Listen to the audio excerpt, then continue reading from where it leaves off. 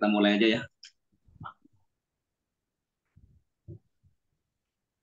Assalamualaikum warahmatullahi wabarakatuh. Waalaikumsalam warahmatullahi wabarakatuh. Waalaikumsalam warahmatullahi wabarakatuh. Alhamdulillahi rabbil alamin. Allahumma asbahna ala fitratil Islam wa kalimatul ikhlas wa ala dini nabiyyina Muhammadin sallallahu alaihi wasallam Allahumma shalli wa sallim alaihi. wa ala millati abina Ibrahim hanifa wa ma kana minal musyrikin. Nusalli wa nusallim ala habibina wa qudwatina wa qurrati a'yunina Muhammadin sallallahu alaihi wasallam wa ala alihi wa ashabihi wa man tabi'ahum bi ihsanin ila yaumiddin. Amma ba'd. Bapak dan Ibu sekalian, peserta diskusi kopi hangat yang insya Allah berbahagia. Alhamdulillah, pagi ini kita bisa bertemu kembali dalam acara rutin, yaitu acara diskusi mingguan yang insya Allah pagi ini kita akan membahas tentang Ibnu Khaldun, dan beliau memiliki teori yang luar biasa tentang jatuh bangunnya sebuah peradaban. Tapi sebelum membahas tentang Ibnu Khaldun, mari kita awali pertemuan ini dengan bacaan basmalah. Bismillahirrahmanirrahim. Bapak dan Ibu sekalian, sekedar pengantar, ya, apa dan bagaimana forum diskusi kopi hangat ini. Forum diskusi kopi hangat ini adalah forum kajian dan diskusi yang menitik beratkan pada pembahasan tentang pemikiran dan politik Islam. Forum ini bertujuan mewujudkan keterbukaan wawasan, perubahan paradigma atau yang kita kenal dengan shifting mindset, ya, serta sekaligus ikut berkontribusi pada upaya-upaya mengakhiri masa transisi umat Islam yang berkepanjangan menuju kematangan dan kedewasaan, sehingga umat ini menjadi kekuatan yang nyata dalam konteks kehidupan berbangsa dan bernegara. Jadi forum kajian ini adalah forum kajian terbuka lintas mazhab, lintas organisasi, lintas partai, dan seterusnya. Baik, Bapak dan Ibu sekalian, kajian kita pagi ini adalah tentang Ibnu Khaldun. Tentang Ibnu Khaldun, seorang ulama yang hidup pada abad ke-7 Hijriah.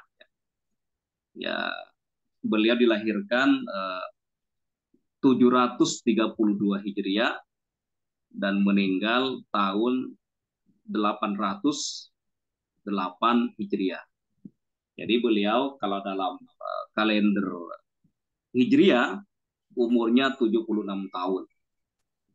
Tapi kalau berdasarkan kalender Masehi, beliau dilahirkan 1332, lahir, kemudian meninggal 1406 Masehi. Artinya kalau berdasarkan kalender Masehi, umur beliau 74 tahun. Jadi Ibnu Khaldun ini kalau kita bahas ya, itu ternyata 4 tahun beliau dilahirkan 4 tahun pasca wafatnya Imam Ibnu Taimiyah. Ibnu Taimiyah itu kan kita kenal itu meninggal tahun 728 Hijriah. Nah, beliau bernama asli Abdurrahman bin Khaldun Al-Hadrami Al-Ishbili. Beliau dilahirkan kalau sekarang adalah negara Tunis, tapi kalau dulu dikenal dengan Ad-Daulah Al-Habsyah, ya, Ad-Daulah Al-Habsiyah. Kemudian meninggal di Kairo, Mesir, yang saat itu masih menjadi Ad-Daulah Al-Mamlukiyah. Nah, Bapak dan Ibu sekalian, di antara teori yang dihasilkan oleh Ibnu Khaldun adalah ada teori peradaban yang beliau bahasakan dengan Al-Umron. Kemudian ada juga beliau membahas tentang sebab jatuhnya sebuah peradaban dan juga syarat-syarat sebuah peradaban itu eksis, ya, bangun dan eksis. Baik Bapak dan Ibu sekalian, untuk tidak memperpanjang kalam, insya Allah pembahasan atau kajian tentang Ibnu Khaldun ini akan dibahas oleh Mas Yusuf Maulana. Saya suka kebalik-balik ini, kadang Mas Maulana Yusuf, Mas Yusuf Maulana gitu kan. Tapi yang benar insya Allah Mas Yusuf Maulana ya seorang editor, setahu saya editor, kemudian penulis juga ya, penulis.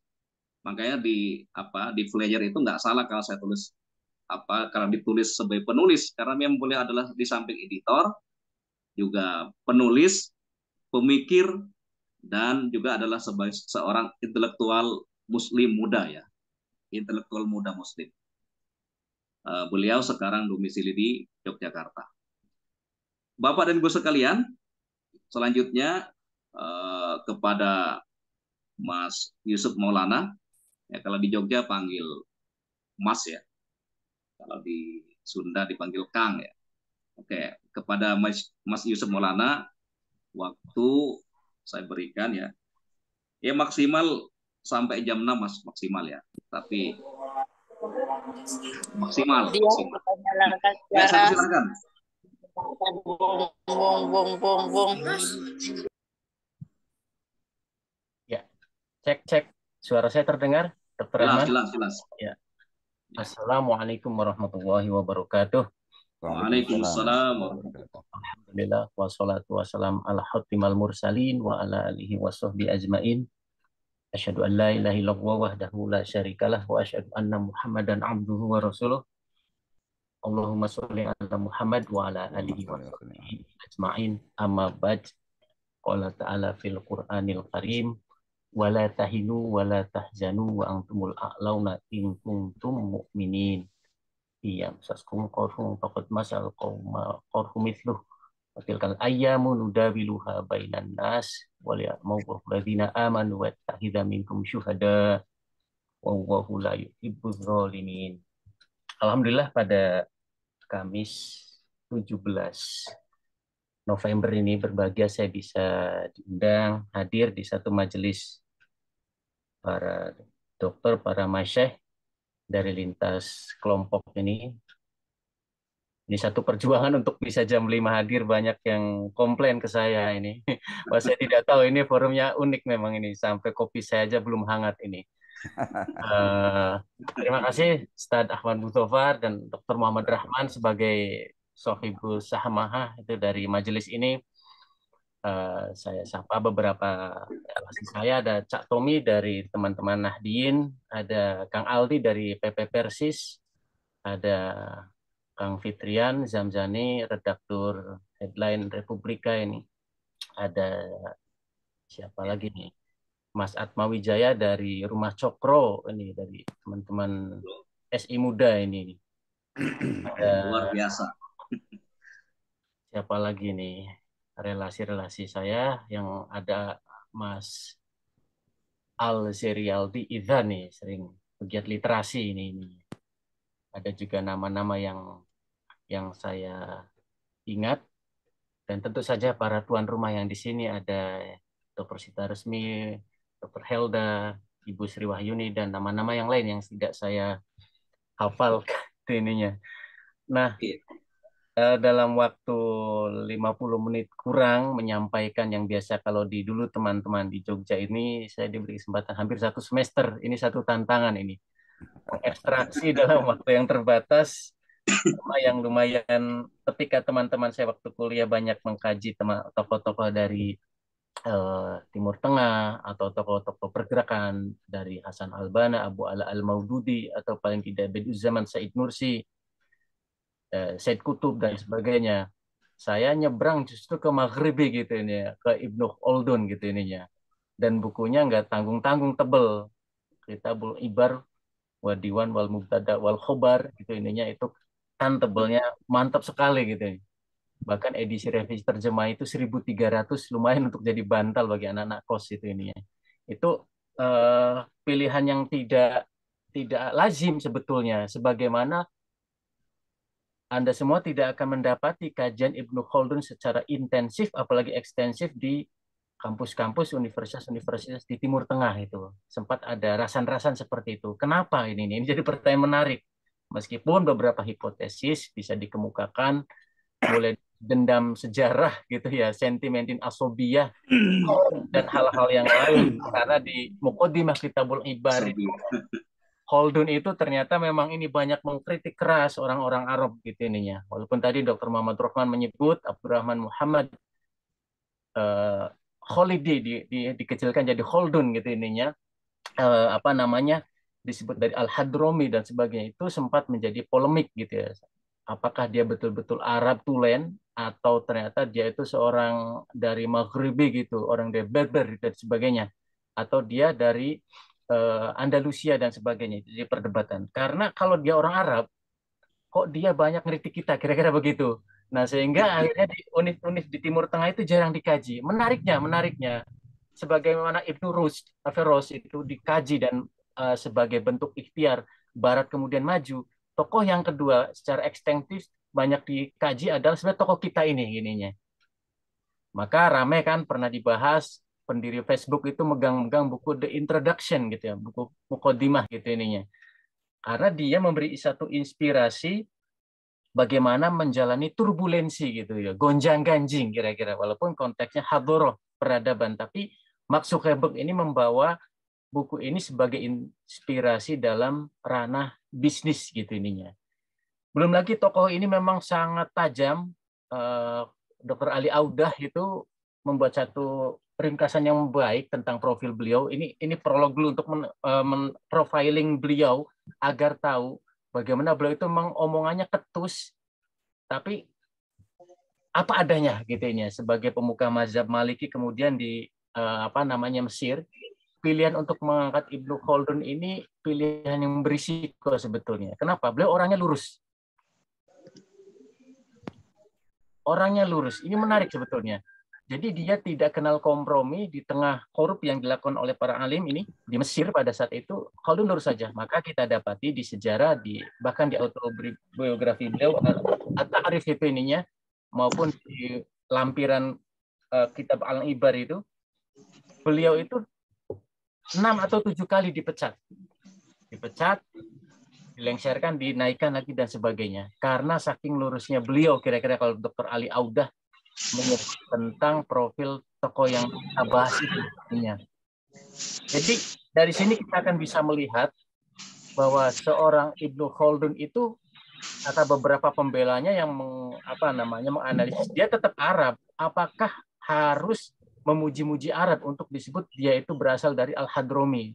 Nah, salah satunya adalah Charles Isawi, Muhammad Enan, dan sebagainya. Enan sendiri menarik.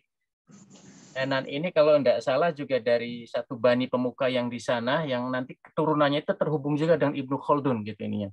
Nah, dia mengkritik keras, tapi juga dia memuji dan sebagainya. Singkat kata, tokoh ini memang sangat menarik, dan pada saat di negara-negara Islam nama Ibnu Khaldun itu tenggelam atau ditenggelamkan,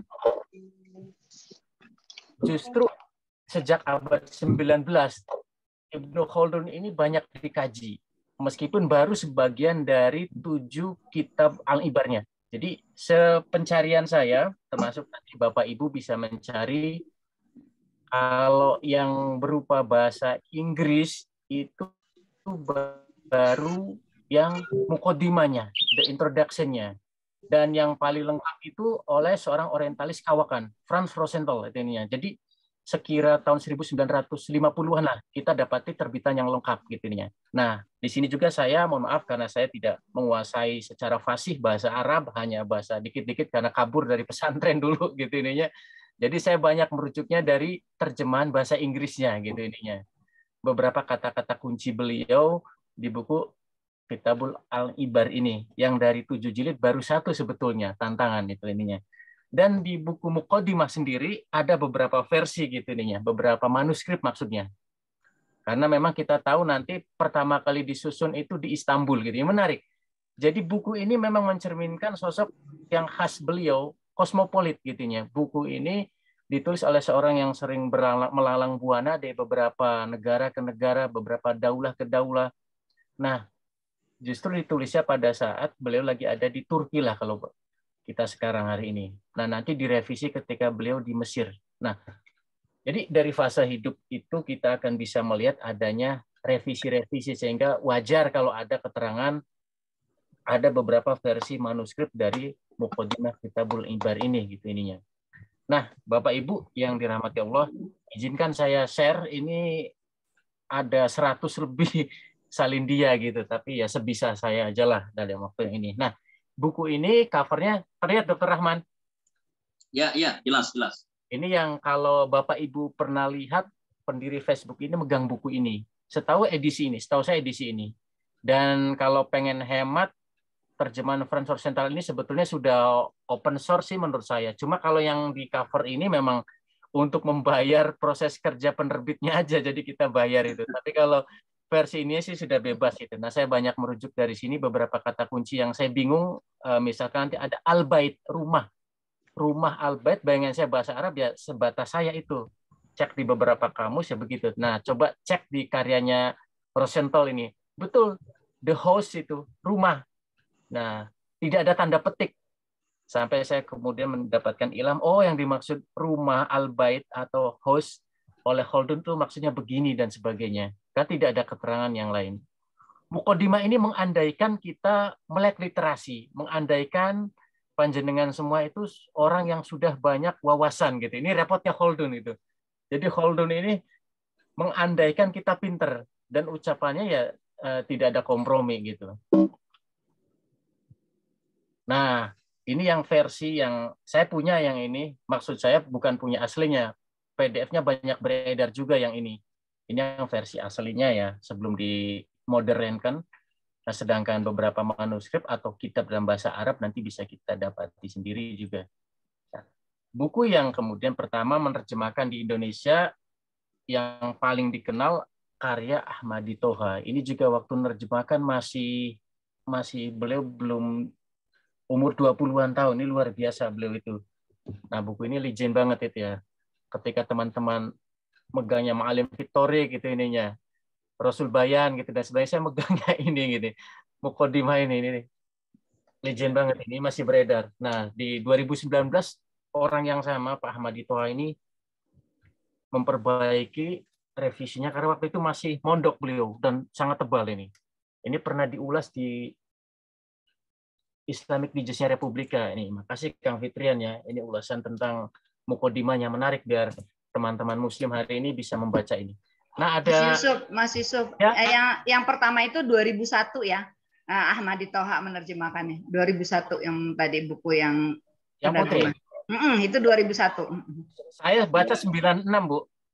Ya, nanti mungkin Bu, ini Bu disampaikan ada sesi khusus. Ya, ada 6 bab, 6 kitab sebetulnya yang ini nanti diwakili di tiap buku. Jadi perubahan manusia ada 1 kitab, terus kemudian tentang orang-orang Badui 1 kitab dan seterusnya sampai soal pengetahuan nih. Nah, ini makasih ada Ustadz Sabar Sitanggang ini yang pembina Olimpiade Sains. Waduh. Ini. Nah, ini saya kayaknya nggak sempat sampai ngulas bab 6 nih Bang Sabar ini. Nih itu antum ini nanti. Nah, saya sering menyampaikan bahwa para mahasiswa yang pengen mengkaji Holden agar tidak abstrak itu ya, apalagi belum bepergian, paling tidak buka peta kawasan Maghribi, walaupun ini peta versi Time gitu ya, versi modern itu versi setelah Daulah Ottoman runtuh. Jadi ya konsep negara modern yang dipakai petanya. Tapi kira-kira seperti ini nih. Nanti di mana Mauritania, di mana Tunisia, di mana Maroko, di mana Fez, di mana kemudian Madrista, di mana Asabila, Sevilla hari ini kita menyebut dan seterusnya lah itunya. Jadi enggak terlalu ini mengawang-awang kajian kita ini. Saya selalu menyarankan ke teman-teman mahasiswa biasanya buka peta atau bawa peta, jadi enggak abstrak. Holden berpindah-pindah tempat tuh jadi enggak ini. Termasuk nanti diakhiri beliau di Egypt, di Mesir gitu ininya. Nah, kalau yang literasi mereka lengkap, saya juga ajak, ayo buka buku-buku tentang susunan Khalifah Abbasiyah nanti ininya, Fatimiyah gitunya. Nah, saya bantukan di sini urutan khalifah-khalifahnya nanti. Inilah yang nanti dikulik, dikaji oleh Ibnu Khaldun di bukunya ini, termasuk kritik atas perilaku mereka, apresiasi atas legasi mereka dan sebagainya. Pokoknya Khaldun apa adanya dan seterusnya. Jadi oh, ada namanya ini, nama ini. Misalkan ada disebut Mustaqsim, ada Mu'tasim, dan seterusnya. Kita nggak bingung gitu. Jadi saya waktu itu menyarankan juga agar tidak bingung. Atau kadang Khaldun menyebut mutawakil yang keberapa gitu itu dan sebagainya. Nah, apresiasi dan kita juga menghormati legasi orientalis adalah mereka merapikan hal-hal semacam itu ininya, termasuk yang ada di depan Bapak Ibu semuanya itu dari orang orientalis. Nah, juga ada beberapa yang saya bantukan dari referensi yang lain. Istilah-istilah kunci nanti khususnya di bab 3, bab 4 gitu ininya. Hierarki semacam ini penting, terutama bicara tentang wazir dan hajib gitu ininya. Orang-orang yang memegang kunci. Kadang khalifahnya itu hanya simbolik saja sebetulnya. Jadi jauh sebelum Utsmani, zaman Abbasiyah pun, waktu zaman wazirnya yang dominan gitu. Jadi dari sini kita nggak kaget kalau misalkan ada yang presiden boneka istilahnya. Ini saya nggak merujuk pada satu negara ya, tapi ternyata yang dominan justru menterinya, menteri utamanya misalkan. Itu ternyata ada di hasanah kita gitu. Jadi jangan kemudian mengolok-olok negeri ini, negeri itu dan sebagainya. Mari introspeksikan ada pernah terjadi di tengah kita gitu. Nah, buku ini bisa dibaca, kitab ini bisa dibaca dari berbagai segi gitu ininya. Dia bisa disebut kitab sejarah, tapi lebih tepat filsafat sejarah sebetulnya. Dia bisa memberikan satu fondasi historiografi, dia juga bicara soal kajian ekonomi, politik, dia juga bicara masalah parapsikologi, bicara metafisika, sains dan sebagainya. Jadi kitab Al-Ibar ini atau mukodimahnya lah paling tidak, itu bisa dibaca dari berbagai segi. Dan ternyata ada beberapa penjelasan Holden itu sangat menginspirasi. Nanti ada penjelasan dia tentang misalkan pertumbuhan penduduk. Nah, nanti orang teringat dengan teorinya Robert Malthus gitu ya, bahwa pertumbuhan penduduk itu mengikuti deret ukur dan seterusnya gitu. Juga jangan kaget, Holden begitu mengkritik manusia itu culas, berpikir, malas dan sebagainya itu dihubungkan dengan tahap-tahap perkembangan manusia gitu ininya.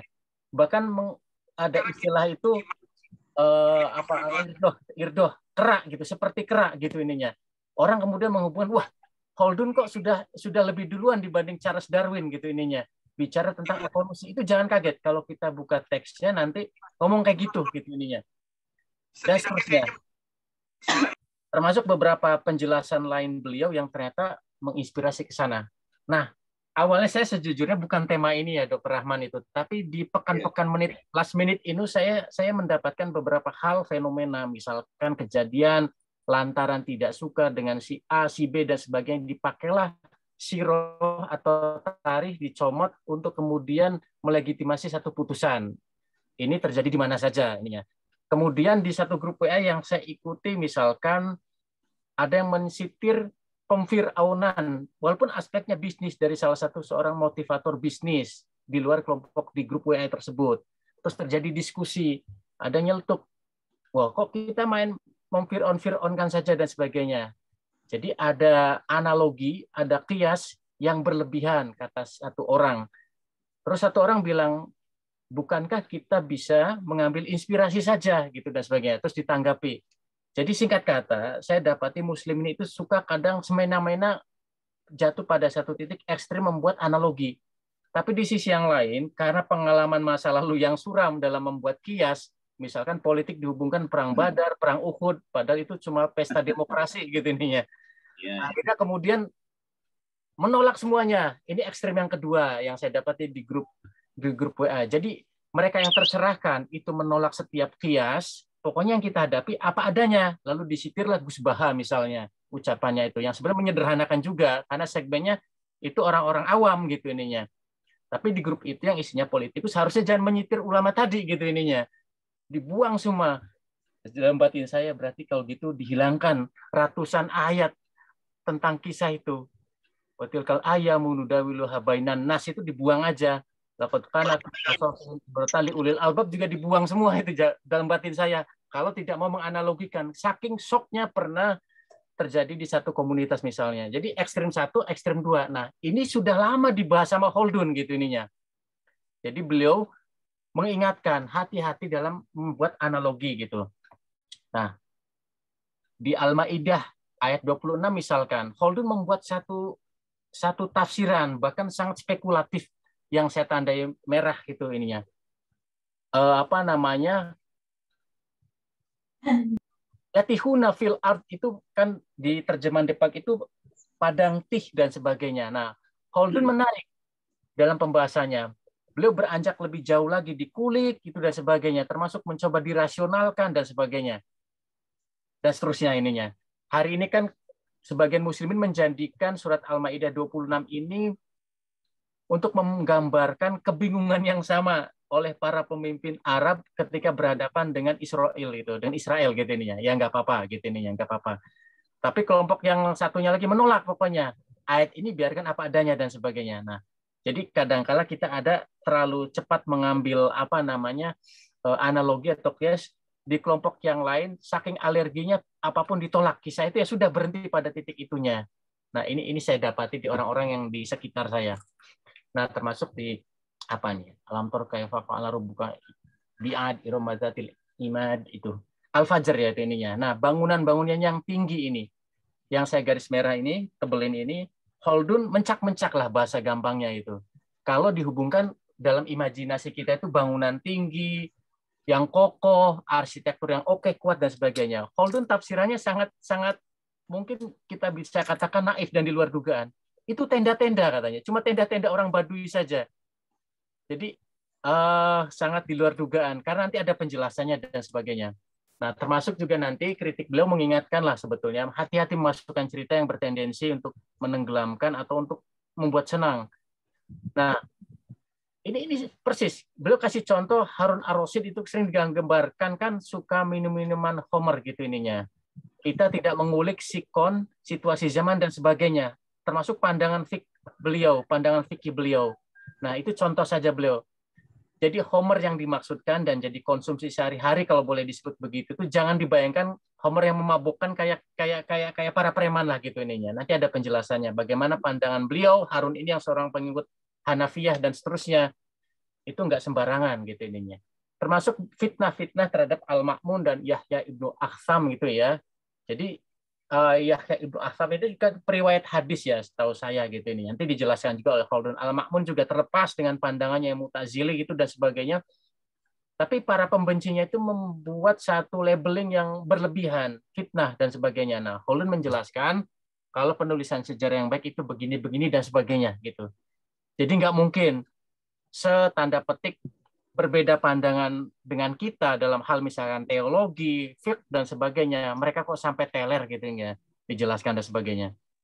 Nah, termasuk hati-hati soal masalah nasab dan sebagainya. Nah, pada zaman beliau dikajilah dan memang waktu itu eksis si Ubaidillah Al-Mahdini yang kemudian mendirikan Fatimiyah, tapi kita sering menyebutnya dinasti Fatimiyah gitu ininya. Ada Idrisiyah di kawasan Afrikiyah gitu ya, dan Ibnu Tumad atau Al-Mahdi, Muwahhidun dan sebagainya. Itu kadangkala suka menisbatkan dengan keturunan ini dan sebagainya. Ini hal yang biasa gitu ininya.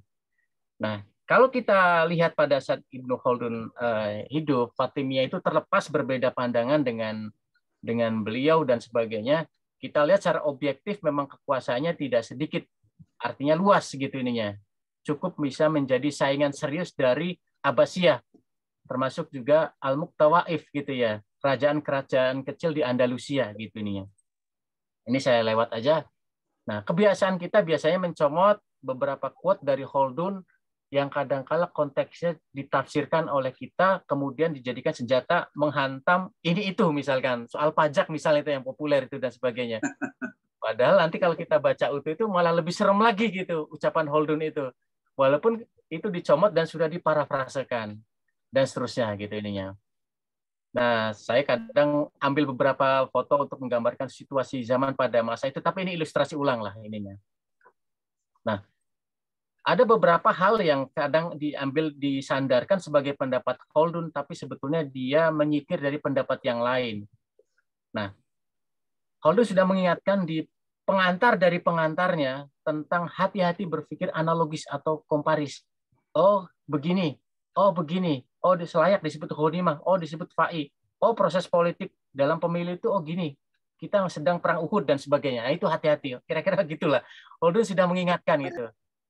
Nah, saya ambil contoh yang agak rumit ini, studi kasus nggak ada di Muqaddimah, nggak ada di tragedi pembunuhan para dai yang mubalik yang mereka notabene adalah penghafal Quran, Firmaunat, penganiayaan pada Abu Jandal, terus kita sandingkan dengan peristiwa penghinaan pada seorang akhwat pada muslimah di pasar Bani Qainuqa gitu ini ya, yang ternyata Rasulullah mengirimkan pasukan, cara penyikapan yang beda apa dan sebagainya ini membingungkan gitu. Nah, ini bahaya kalau dibaca oleh awam gitu ininya. Nah, makanya saya bisa mengerti, akhirnya paham kenapa Syekh Muhammad Al-Ghazali membentuk fiqh sirah gitu ininya, supaya kita hati-hati membaca sirah gitu, nggak waton asal baca kemudian menisbatkan ke peristiwa kontemporer gitu ininya. Ya saya kira-kira zaman kuliah juga pernah terjerembab pada hal kayak gitu. Oh, kalau gini kayaknya layak begini dan sebagainya. Padahal ada kalau bahasa ekonomi ceteris paribus gitu ininya. Nah, hal yang biasa juga poin yang kelima ini, jadi kita juga nggak kaget walaupun kalangan orientalis melebih-lebihkan ini untuk mengkritik misalkan Sirah Ibnu Hisam dan yang lainnya gitu ininya. Termasuk mungkin yang kontemporer misalkan Syekh Mubarak Furi dan sebagainya. Ya tidak gitu-gitu amat, Muslim punya tradisi sanad dan sebagainya, kritik hadis dan seterusnya gitu ininya.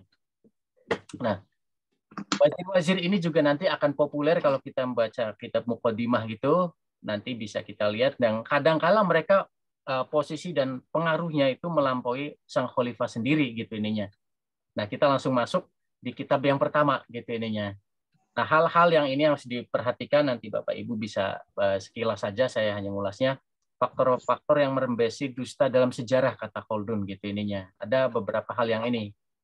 Pertama, salah satunya adalah kita terlalu tasyayyu gitu ya, terlalu fanatik gitu, tasyabuh pada satu mazhab, kita akhirnya hanya menukil dari kelompoknya saja gitu. Dan ini fenomena biasa, bukan fenomena hari ini saja gitu ini. Atau asumsi-asumsi yang berdasarkan qiyas yang enggak berdasarkan historiografi gitu intinya. Saya kira menarik Khaldun itu. Khaldun itu tokoh yang suka sejarah, yang beliau itu menuliskan satu kitab sejarah, yang beliau itu malah menjadi orang yang menyejarah, dan beliau orang yang dikaji dalam kajian sejarah gitu. 4 hal yang kalau di kalangan dunia Islam tidak banyak gitu ininya. Syekh Yusuf Al-Qaradawi pun tidak banyak menulis kitab sejarah, tapi berhasil di situ sehingga beliau bisa mencakup 4 hal. Tokoh yang suka sejarah, menulis sejarah, dibicarakan para sejarawan, dan jadi sejarah gitu ininya. Kalau di Indonesia kan tidak banyak ulama kayak gitu. Salah satu yang bisa kita sebut adalah Buya Hamka gitu ininya. Plus korban sejarah. Korban sejarah ya, boleh lah. Khaldun juga gitu, korban sejarah itu, nggak suka pecat, terlalu lurus karena dia mengungkap korupsi, jadi justice kolaborator dipecat dan seterusnya. Nah, beliau juga sudah mengenalkan takdil wa tajrih gitu ininya. Hati-hati, ada informasi yang dia itu syariat bisa kita terima dan harus sami'na wa ata'na. Ada yang ya biasa saja gitu, biasa saja. Khalifah berlaku mewah-mewah, masa sih itu disebut syariat gitu ininya. Sudah biasa gitu ininya. Beliau juga sudah mengenalkan banyak hal itu ininya. Nah,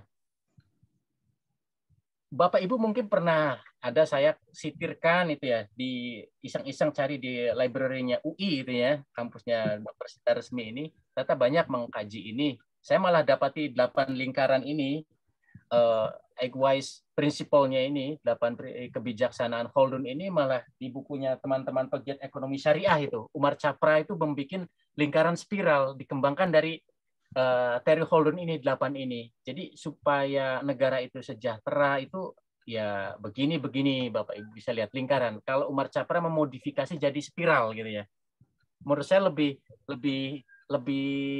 rasional Umar Capra menurut saya karena kan dia era sekarang. Jadi kalau pengen negara ini berdaulat ya tegakkan hukum. Kalau pengen hukum ya harus punya kedaulatan gitu ya. Kalau kedaulatan itu ya SDM-nya pemimpinnya harus oke gitu ya. Nah kalau SDM-nya oke, negara itu harus kaya, almalnya harus baik. Almal itu dari mana? Kalau pembangunannya jalan gitu. Pembangunan jalan gimana?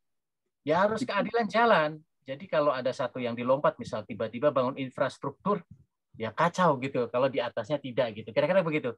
Nah kalau di teorinya Umar Capra itu yang saya pernah baca dari pegiat ekonomi, buku mereka terjemahan bahasa Inggris itu menarik lebih spiral. Jadi makin ke dalam itu makin menuju ideal. Nanti balik lagi kalau gagal dan seterusnya.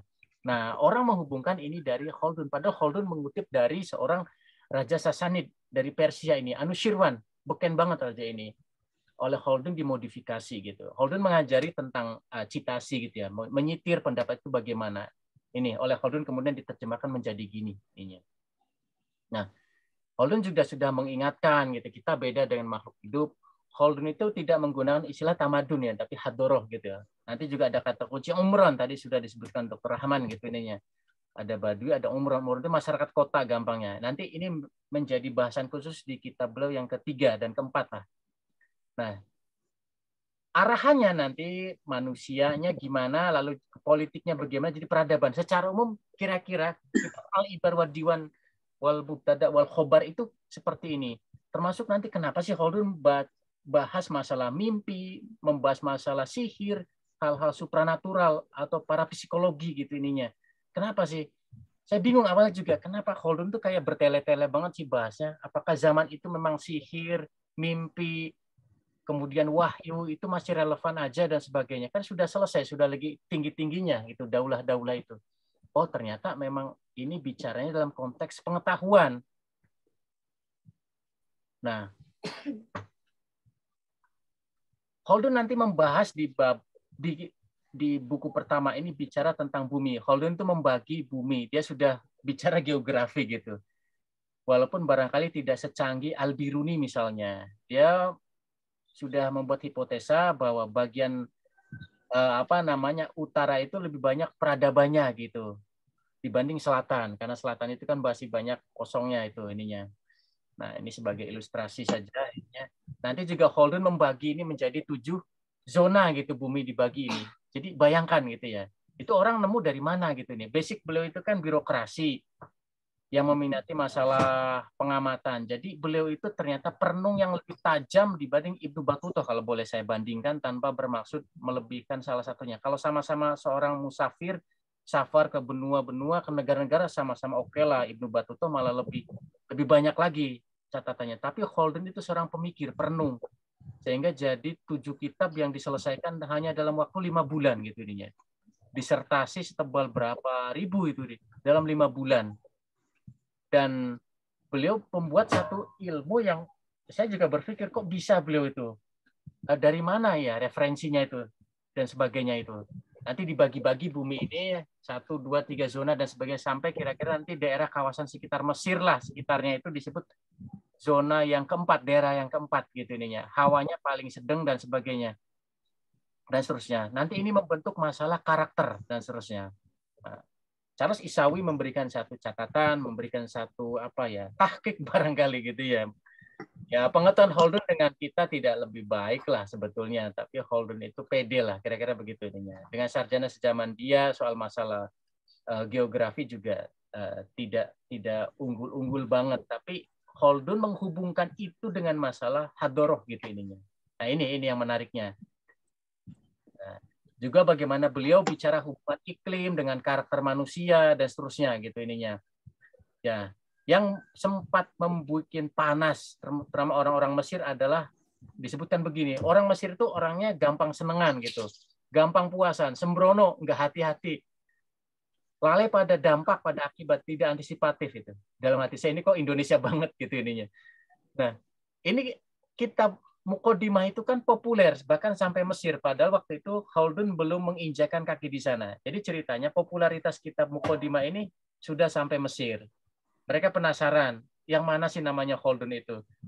Penasaran pertama kagum, penasaran yang kedua pengen melampiaskan ini kekesalannya karena negeri kami kok disebut begitu gitu ininya. Khaldun satu sisi dia memuji bahwa Mesir itu kota yang sangat metropolis dan sebagainya. Tapi di sisi yang lain kritiknya itu sangat terbuka gitu, tidak tedeng eleng-eling. Nah, ini yang kemudian menjadi catatan orang-orang Mesir gitu ininya. Khaldun juga bicara tentang dampak makanan. Menarik, Khaldun itu malah justru ketika makanan kita itu jangan banyak-banyak, itu yang bikin kita kuat gitu ininya. Ini kan seperti sunnah Nabi itu ya. Jadi jangan sampai kita kekenyangan dan sebagainya. Tapi Khaldun menjatuhkan bahasanya tidak ke normatif gitu ininya. Bahkan dalil nakli itu hanya di ujung-ujung bahasan biasanya gitu ininya. Jadi kata dia itu masyarakat atau kaum yang banyak lapar ini ya, riadoh dan seterusnya gitu. Ini yang berpotensi untuk agresif, untuk memenangi peradaban gitu ininya. Kalau puasan itu kayak orang Mesir berat kata dia. Kira-kira begitu. Nanti kan kita bisa mengkaji kenapa ada suku Mongol misalkan. Kalau hari ini misalkan kita ambil spirit dari bahasan itu kan nanti kenapa Cina itu nggak puasan terus? Ya memang seperti itu kalau pengen dominan gitu ininya. Kalau puasan terus ya repot gitu ininya. Nah, termasuk ada bahasan yang awalnya berat, apa sih ini persepsi supernatural dan sebagainya. Oh, nanti ada bahasan di bab yang ke-6 khususnya. Bab tentang pengetahuan. Ada wilayah rasio itu dominan, ada wilayah memang rasio harus tunduk dan seterusnya. Atau bagaimana memadukan keduanya. Nanti ada yang namanya ilmu astronomi, astrologi, misalkan kimia, alkemis, dan seterusnya gitu. Khaldun membahas di situ. Termasuk bicara tentang masalah bagaimana datangnya wahyu. Khaldun gampang aja. Apa bedanya nabi dengan bukan nabi gitu. Ya kalau jiwa manusia kita itu seperti malaikat, yaitu nabi gitu ininya. Dan itu nggak mudah tentu saja tahapannya. Dari situ nanti jiwa sudah ada tazkiyatun nufs dan sebagainya, sehingga jiwa kita setelah ditazkiyah dia siap menerima wahyu dan sebagainya. Kalau tahapannya nggak ke sana, paling tidak kita jadi orang solih aja lah, jadi wali dan seterusnya lah. Nah inilah yang nanti kemudian Khaldun membagi, ini kajiannya psikologi yang rumit, saya tidak akan masuk ke sana, satu sesi sendiri. Nanti dari sinilah akan kita bisa mengerti kenapa dalam dunia pengetahuan Islam abad ke-8 sampai abad 13 paling tidak, kenapa kok bahasan-bahasan kayak gini itu jadi lahapan orang-orang seperti Ibnu Sina gitu misalnya. Dan nama-nama yang lain yang menghubungkan metafisika dengan psikologi dan sebagainya. Emanasi, teori-teori yang rumit-rumit gitu ininya. Nah, termasuk masalah perbintangan bukan hanya dibahas secara teknik keilmuan sains hari ini. Khaldun melarikan ke masalah kejiwaan dan sebagainya. Nah, dia bicara tentang masalah persepsi sempurna, tidak sempurna, dan seterusnya. Termasuk nanti dihubungkan balik lagi ke hal yang normatif. Kok ada orang-orang seperti misalkan Musailamah Al-Kadzab misalkan.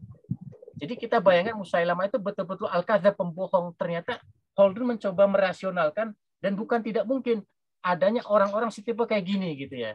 Nah, makanya kalau kita bahas yang slide yang kayak gini, kita ngerti kenapa ada orang yang tergelincir macam, mohon maaf saya sebut nama, Lia Eden misalnya. Yang ini ternyata mampu menyeret tokoh-tokoh intelektual cendekiawan. Nah, Dr. Sitarsih mungkin ingat ya, mungkin dari kakaknya itu ada seorang psikolog yang beken banget, terkenal, yang sebaya beliau, itu bisa jatuh mengikuti Lia Eden. Yang suaminya seorang budayawan, kok bisa? Iya. Tapi kayaknya mudah-mudahan sih di akhir hidupnya kembali ke Islam itu. Moga-moga. Nah, saya pas membahas bahasa, ketemu ini, pas ingat Dr. Andes, Siti Fulan itu aja lah, nggak usah disebut, yang pernah mengisi majalah Hidayatullah, ngerti kenapa suaminya juga yang, aku keren banget kayak Cak Nun itu, kok bisa jatuh, kok ada beberapa intelektual, filosof dan sebagainya, kok mendukung, membela. Oh, saya ngerti. Khaldun ternyata sudah memberikan satu wanti-wanti, ada orang yang persepsi ininya begini. Nah, jadi akhirnya saya mengerti ketika membaca Sirah Nabawiyah, misal kenapa ada orang seperti Umayyah Abi Sa'ad misalkan, terus kemudian ada Musailamah dan nabi-nabi yang itu memang prosesnya begitu. Jadi Khaldun tidak bicara tentang nabi palsu, tapi proses kenapa mereka kok begitu. Nah, ini menarik kan? Menarik. Dan ini bekal bagi kita mengantisipasi mungkin muncul pemikir-pemikir yang kebablasan atau ngaku tiba-tiba jadi nabi gitu ininya.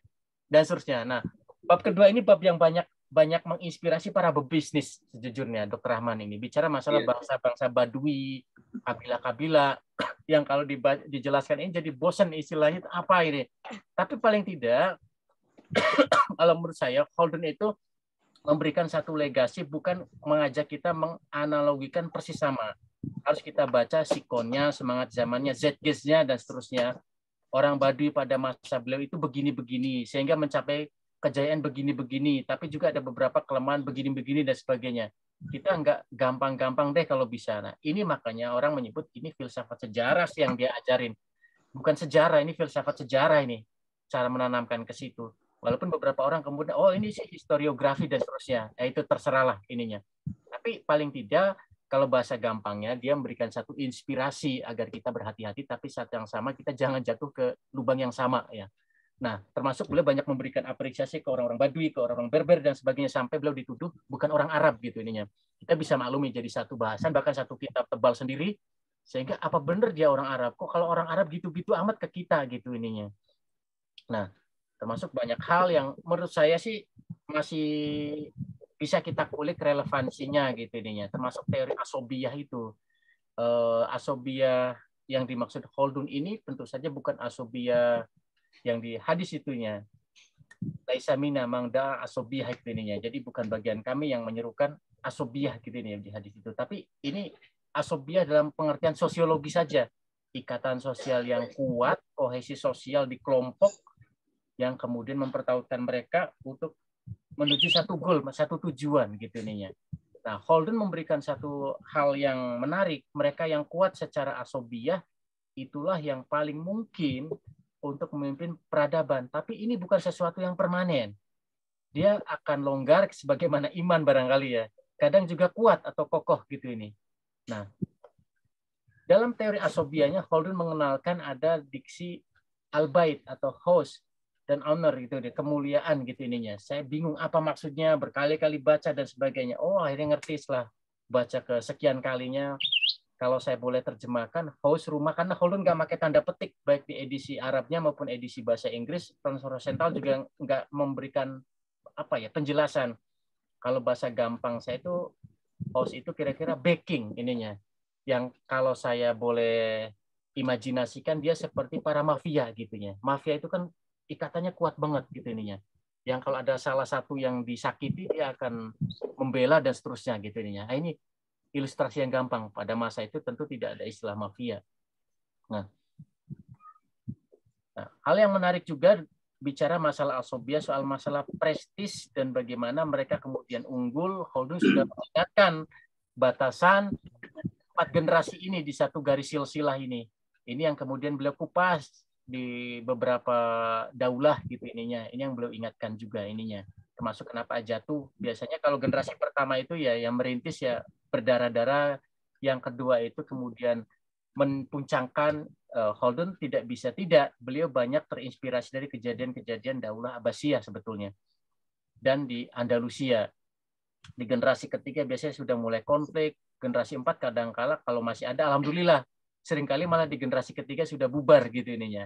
Ini yang banyak beliau dapati di Andalusia. Nah, banyak sekali di sini kita dapati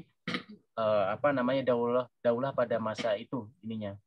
Nah, Holden memberikan satu bahasa yang menarik, bangsa bangsa yang cenderung liar dalam arti mobile, bebas dan sebagainya, tidak terikat pada satu tempat. Baduy itu dia lebih mampu memiliki kekuasaan daripada bangsa lainnya. Ini menginspirasi banget sebetulnya. Jadi kalau kita lihat dalam konteks geopolitik, Holden itu memberikan satu bekal untuk bisa kita kulik relevansinya gitu ini. Tentu sekali lagi dengan kita berikan catatan-catatan kritis gitu ininya. Pada akhirnya tujuan asobiyah sebetulnya adalah kedaulatan. Ini yang penting gitu ininya. Nanti beliau juga sudah mengingatkan termasuk potensi jatuhnya, termasuk nggak sampai 4 generasi. Holden itu membatasi satu abad itu 3 generasi. Kakek, anak, cucu. Walaupun dikritik oleh beberapa ilmuwan sekarang, kayaknya nggak mungkin kalau satu abad terdiri dari 3 generasi. Ini tentu saja hal yang manusiawi ya. Nah, beliau mengingatkan hati-hati dengan kemewahan, hati-hati dengan tenggelam dalam kenikmatan hidup. Beliau contohkan, beberkan di Muqaddimah Ibar ini, bagaimana perilaku para khalifah Abbasiyah, misalkan Fatimiyah dan seterusnya gitu. Beliau ingatkan gitu ininya. Tentu saja sekali lagi kajian beliau bukan kajian normatif. sebagaimana kajian-kajian di beberapa, misalkan sebut saja Tarikhul Khulafa Asyuti misalkan. Jadi beliau lebih mengkaji ke soal sosial kemasyarakatannya. Jadi tidak bicara di sana halal haramnya gitu ininya. Kita sudah diandaikan paham soal kayak gitu ininya.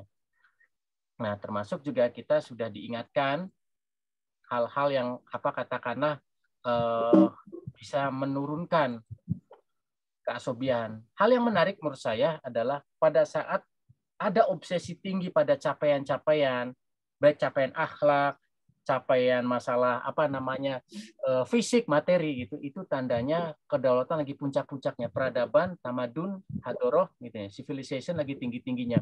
Ini berlaku menurut saya sampai sekarang. Holden menurut saya sangat relevan di sisi ini. Bahkan kalau kita sebut Barat hari ini pun obsesinya kepada nilai-nilai yang tinggi, kita sebut nilai universal dan seterusnya. Jadi ini mengingatkan pada satu hadis Mustarid Al-Quraisy gitu ya, tentang Romawi itu dinamis dan selalu menjaga nilai-nilai itu. Jadi Holden nggak menyebutkan, tapi ini dari saya mengingatkan pada hadis ini tentang bagaimana Romawi itu selalu melakukan regenerasi. Di apa? Di nilai gitu nih, dia tetap awet. Kita tahu di beberapa hadis akhir zaman kan kita nanti bersua lagi dengan mereka gitu ininya. Nah, nilai-nilai yang mereka itu 4 sifat ini yang Amr bin As ini menarik yang ininya, yang meriwayatkannya. Kok bukan Abu Dzar gitu ininya? Kok qadarullah menarik. Hadis Romawi itu jatuh ke orang yang intelektual dan cenderung tanda petik sangat politis, sangat terbuka pada nilai-nilai asing, bahkan mungkin sangat liberal dalam beberapa sisi menurut sebagian kelompok dan seterusnya. Tapi dia meriwayatkan hadis tentang masalah Romawi gitu. 4 sifat yang disebutkan di hadis Muslim ini adalah sangat sabar mengatasi kesusahan, cepat bangkit kalau terpuruk gitu ininya. Kemudian mereka itu sangat peduli pada orang miskin yatim. Kita tahu lah paling tidak dalam isu Palestina hari ini yang concern untuk menampung di luar misalkan Turki kalau kita bisa sebut atau negara Islam yang lain kalau boleh sebut begitu, rata-rata kan mereka ketika berimigrasi itu kan ke Eropa gitu ininya. Nah, ini yang menarik dan termasuk kita juga harus memberikan apresiasi di sifat yang kelima, munculnya demokrasi, menolak tiranisme dan sebagainya itu dari mereka diusungnya, meskipun itu lahir dari rahim mereka juga. Nah, seterusnya. Iya. Nah, ini nanti kita bisa akan lihat di cabang-cabang yang lain ininya. Nanti Mas Yusuf, ya? 3 menit lagi ya. Okay. Holden juga mengingatkan bagaimana jatuhnya orang Baduy yang pada satu titik diberikan kejayaan, di sisi yang lain juga nanti pada akhirnya mereka akan terpuruk juga jadinya. Bila negara berdiri teguh, ada kemungkinan dia sudah mulai meninggalkan solidaritas sosial ini, penjelasannya juga panjang gitu ininya. Gerakan keagamaan tanpa asobiah itu tidak akan berhasil gitu. Tapi asobiah ini bukan asobiah yang dimaksud dalam konteks ini ya, konteks hadis tadi dan seterusnya ininya. Nah, saya kira ini aja ini. Cuma saya pengen ini. Nah, tahap-tahap dinasti Holden membagi, mengingatkan kita tahapan ini, daur siklusnya ya, ada tahap semacam ini. Dinasti pada saat tampil sampai kemudian jatuh dalam teori Holden 5 ini gitu ininya. Jadi nanti ada suksesi dengan cara gimana lah. Kalau misalkan Abu Abbas As-Sufa mendirikan Abbasiyah ya dengan apa istilahnya berdarah-darah dulu, Umayyah dan seterusnya. Tapi juga ada yang dengan cara suksesinya secara wajar saja karena misalkan dia kurang laku dan seterusnya. Nah, Holden juga banyak bicara tentang bagaimana bangunan-bangunan fisik, monumen, peninggalan itu kaitannya dengan masalah kedaulatan. Kita sudah ini. Sedikit ini aja, karena mungkin saya sering mendapati quote di Facebook gitu ya soal masalah pajak gitu ininya. Nah, Holden menyebut pada permulaan negara pajak itu sebetulnya dikit ya, dikit nggak banyak dibebankan gitu ininya. Nah, biasanya kalau sudah akhir negara, mau tamat sudah senjakala gitu biasanya pajak itu akan makin ekstensif gitu. Nanti ada bahasan itu tentang itu. Termasuk juga masalah melampaui pajak yang lebih dan sebagainya. Jadi pada tahap akhir pajak itu makin ekstensif karena memang nggak kaget pengeluarannya lebih besar dibandingkan pemasukannya. Nah, Holden juga sudah mengingatkan kalau raja itu masuk bisnis, khalifah atau sultan itu masuk di bisnis, ya bahaya gitu ininya. Ini akan bagi rakyat maupun merusak pendapatan atau ekonomi negaranya gitu intinya. Nah, ini masih banyak sebetulnya yang bisa kita kulik inspirasi dari Khaldun, tapi rasanya lebih enak kita nanti bisa menyimak paparan para guru kita, para masyayikh kita atau para pemirsa yang juga luar biasa ini. Begitu Dr. Rahman, kurang lebihnya mohon maaf. Assalamualaikum warahmatullahi wabarakatuh. Waalaikumsalam warahmatullahi wabarakatuh. Ya, luar biasa Mas Yusuf Maulana yang telah presentasi tentang Khaldun ya. Rasanya kalau kita hanya membahas 1 jam, 2 jam tentang Khaldun ini waktunya sangat sempit ya. Tapi ini nggak apa-apa sebagai mukadimah ya.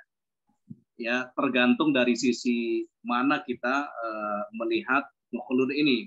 Apakah teorinya tentang Al-Umron, apakah teori tentang asobia, dan seterusnya gitu kan.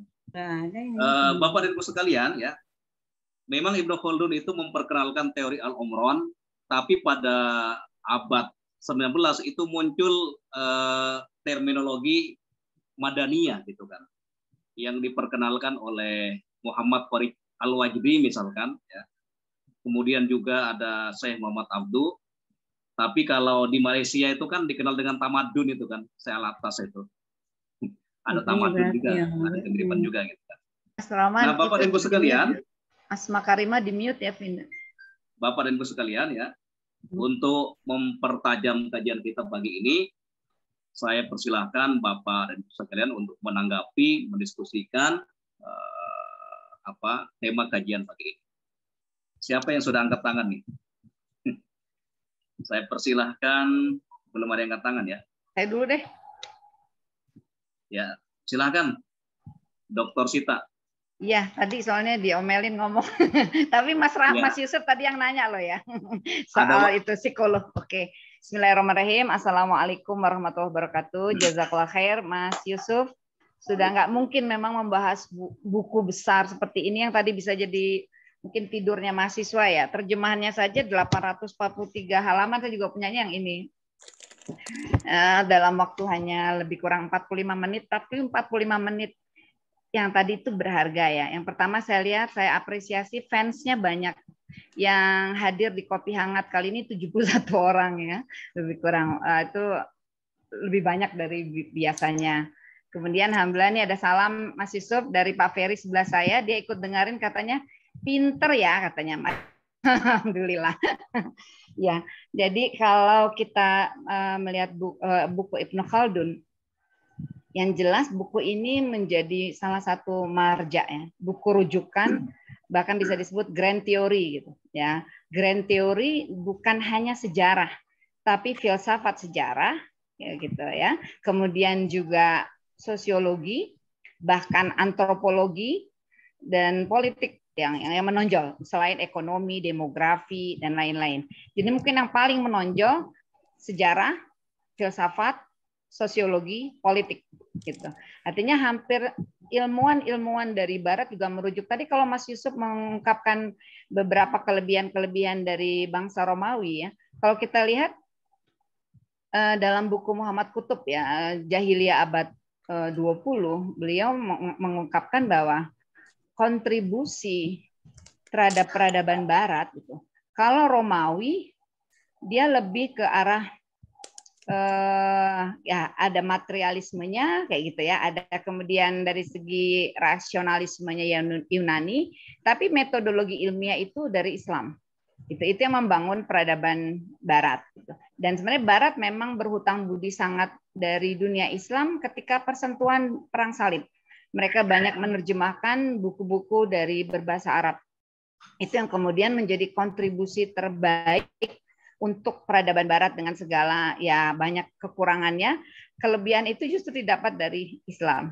Kemudian kalau kita tadi bicara sejarah, mau tidak mau memang pasti utamanya kita bicara buku ini tentang sejarah.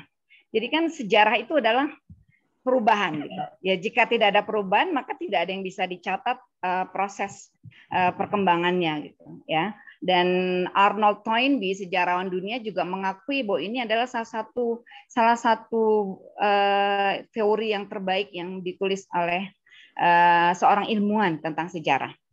Kalau kita bicara juga, ilmuwan ini juga yang mengatakan bahwa all history is contemporary history. Semua sejarah berarti mengandung nilai-nilai kontemporer, mengandung nilai-nilai muasirah gitu. Tetapi ada recurrent patterns, ada pola dasar yang berulang. Nah, itu ketika dia membahas juga sebab-sebab berjayanya satu peradaban, tapi kemudian juga ada sebab-sebab akan runtuhnya peradaban, ya ada hukum kausalitas, tetapi itu juga adalah bisa dilihat dari tadi recurrent patterns, ada pola yang berulang sehingga kita bisa belajar dari sejarah gitu. Karena ada hal itu yang yang berulang yang kemudian bisa kita hindari ya, atau bisa ini. Atau seperti misalnya ketika Fukuyama mengatakan the end of history gitu ya. Fukuyama mengatakan the end of history adalah ketika selesainya Perang Dingin, runtuhnya Uni Soviet, dia mengira bahwa seolah-olah ya udah menang materialisme ya, kemudian menang katakanlah peradaban barat ya dengan segala ininya, termasuk katakanlah menurut dia demokrasi liberal dan sebagainya. Tapi kenyataannya kan proses ini juga masih berjalan, masih berlangsung, bahwa sekarang ada tanda-tanda Eropa kolaps ya, resesi yang luar biasa, Amerika juga dan seterusnya. Jadi ini satu proses yang masih terus berlanjut. Itu aja saya menanggapi bahwa buat saya ini luar biasa. Ibnu Khaldun benar menjadi rujukan. Dan kalau tadi pun ada beliau membahas kekeliruan para sejarawan yang mudah mencari legitimasi dengan mengutip bagian dari sirah atau sejarah, mungkin karena tadi ada sifat recurrent patterns, ya, ada pola berulang yang kemudian bisa juga menjadi satu landasan gitu. Kenapa seseorang mau belajar dari sejarah? Nah, tetapi dibutuhkan tentunya basis ilmiah, bukan menggatuk-gatuk tanpa ilmu kayak gitu ya. Terima kasih Mas Yusuf ya untuk ini sharingnya pagi ini. Kayaknya mesti part 1, part 2 dan seterusnya. Gitu Mas Rahman. Ya, terima kasih Bu. Ya. Ya, terima kasih atas tanggapannya luar biasa dari Dr. Sita ya. Selanjutnya mungkin tanggapan dari Mas Yusuf nanti ya. Biar lebih dalam dan dari berbagai macam perspektif, saya minta Pak Sabar ya sepertinya. Oh, ini ada yang angkat tangan nih, Mas. Pak Sabar dulu atau Mas Fitrian dulu nih? Ada dua yang angkat tangan ini. Angkat tangan langsung ya. Silakan Pak Sabar. Ya, silakan Pak Sabar dulu ya. Pak Sabar dulu. Assalamualaikum warahmatullahi wabarakatuh. Waalaikumsalam warahmatullahi wabarakatuh. Saya lupa, tapi pernah nulis di Rima News dulu. Saya tempel di dialog itu tentang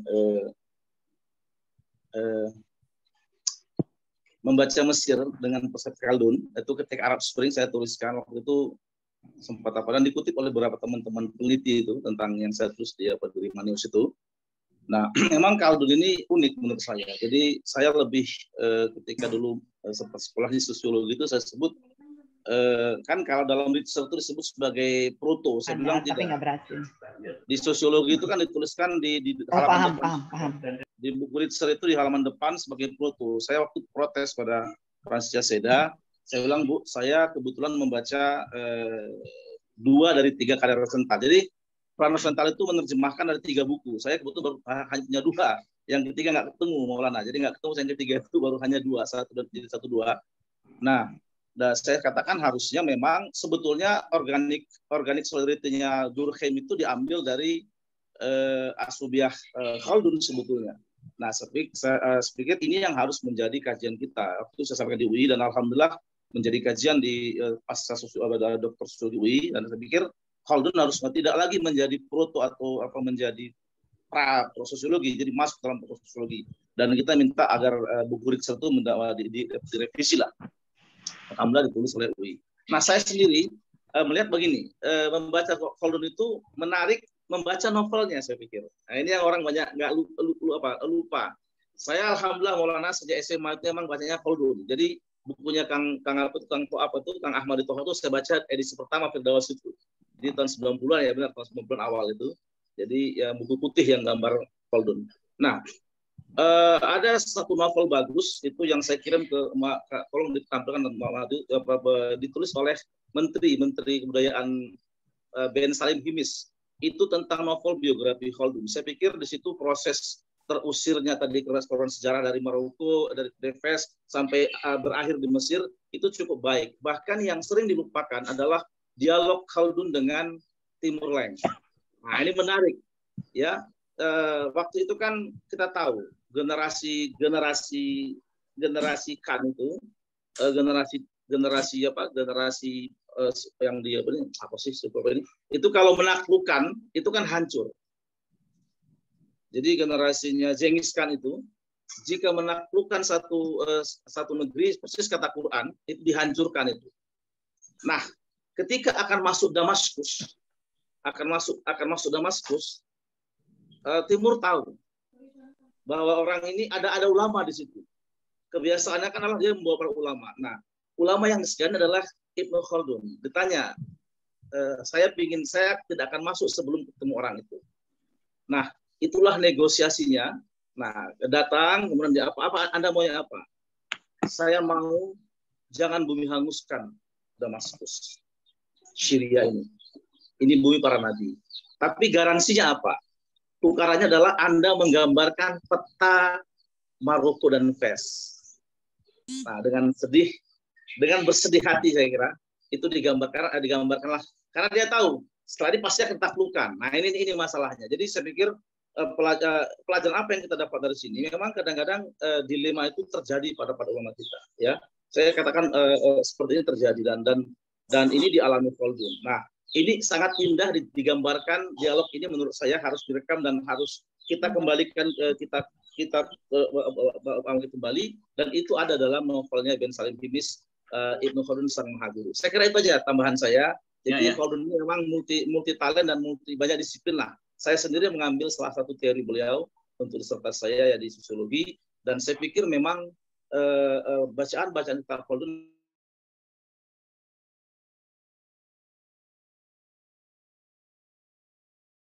dan posisi yang sejatinya. Terima kasih itu Maulana, terima kasih banyak. Assalamualaikum. Ya. Waalaikumsalam. Ya, terima kasih Pak Sabar ya. Memang Ibnu Khaldun ini salah satu ilmuwan yang dikenal dengan alim musu'i kalau dalam bahasa Arab. Seorang alim, seorang ilmuwan yang banyak menguasai berbagai macam disiplin. Baik, Bapak dan Ibu sekalian, saya persilahkan ini yang sudah angkat tangan ini Mas Fitrian ya. Mas Fitrian Zamzami. Ya, silakan.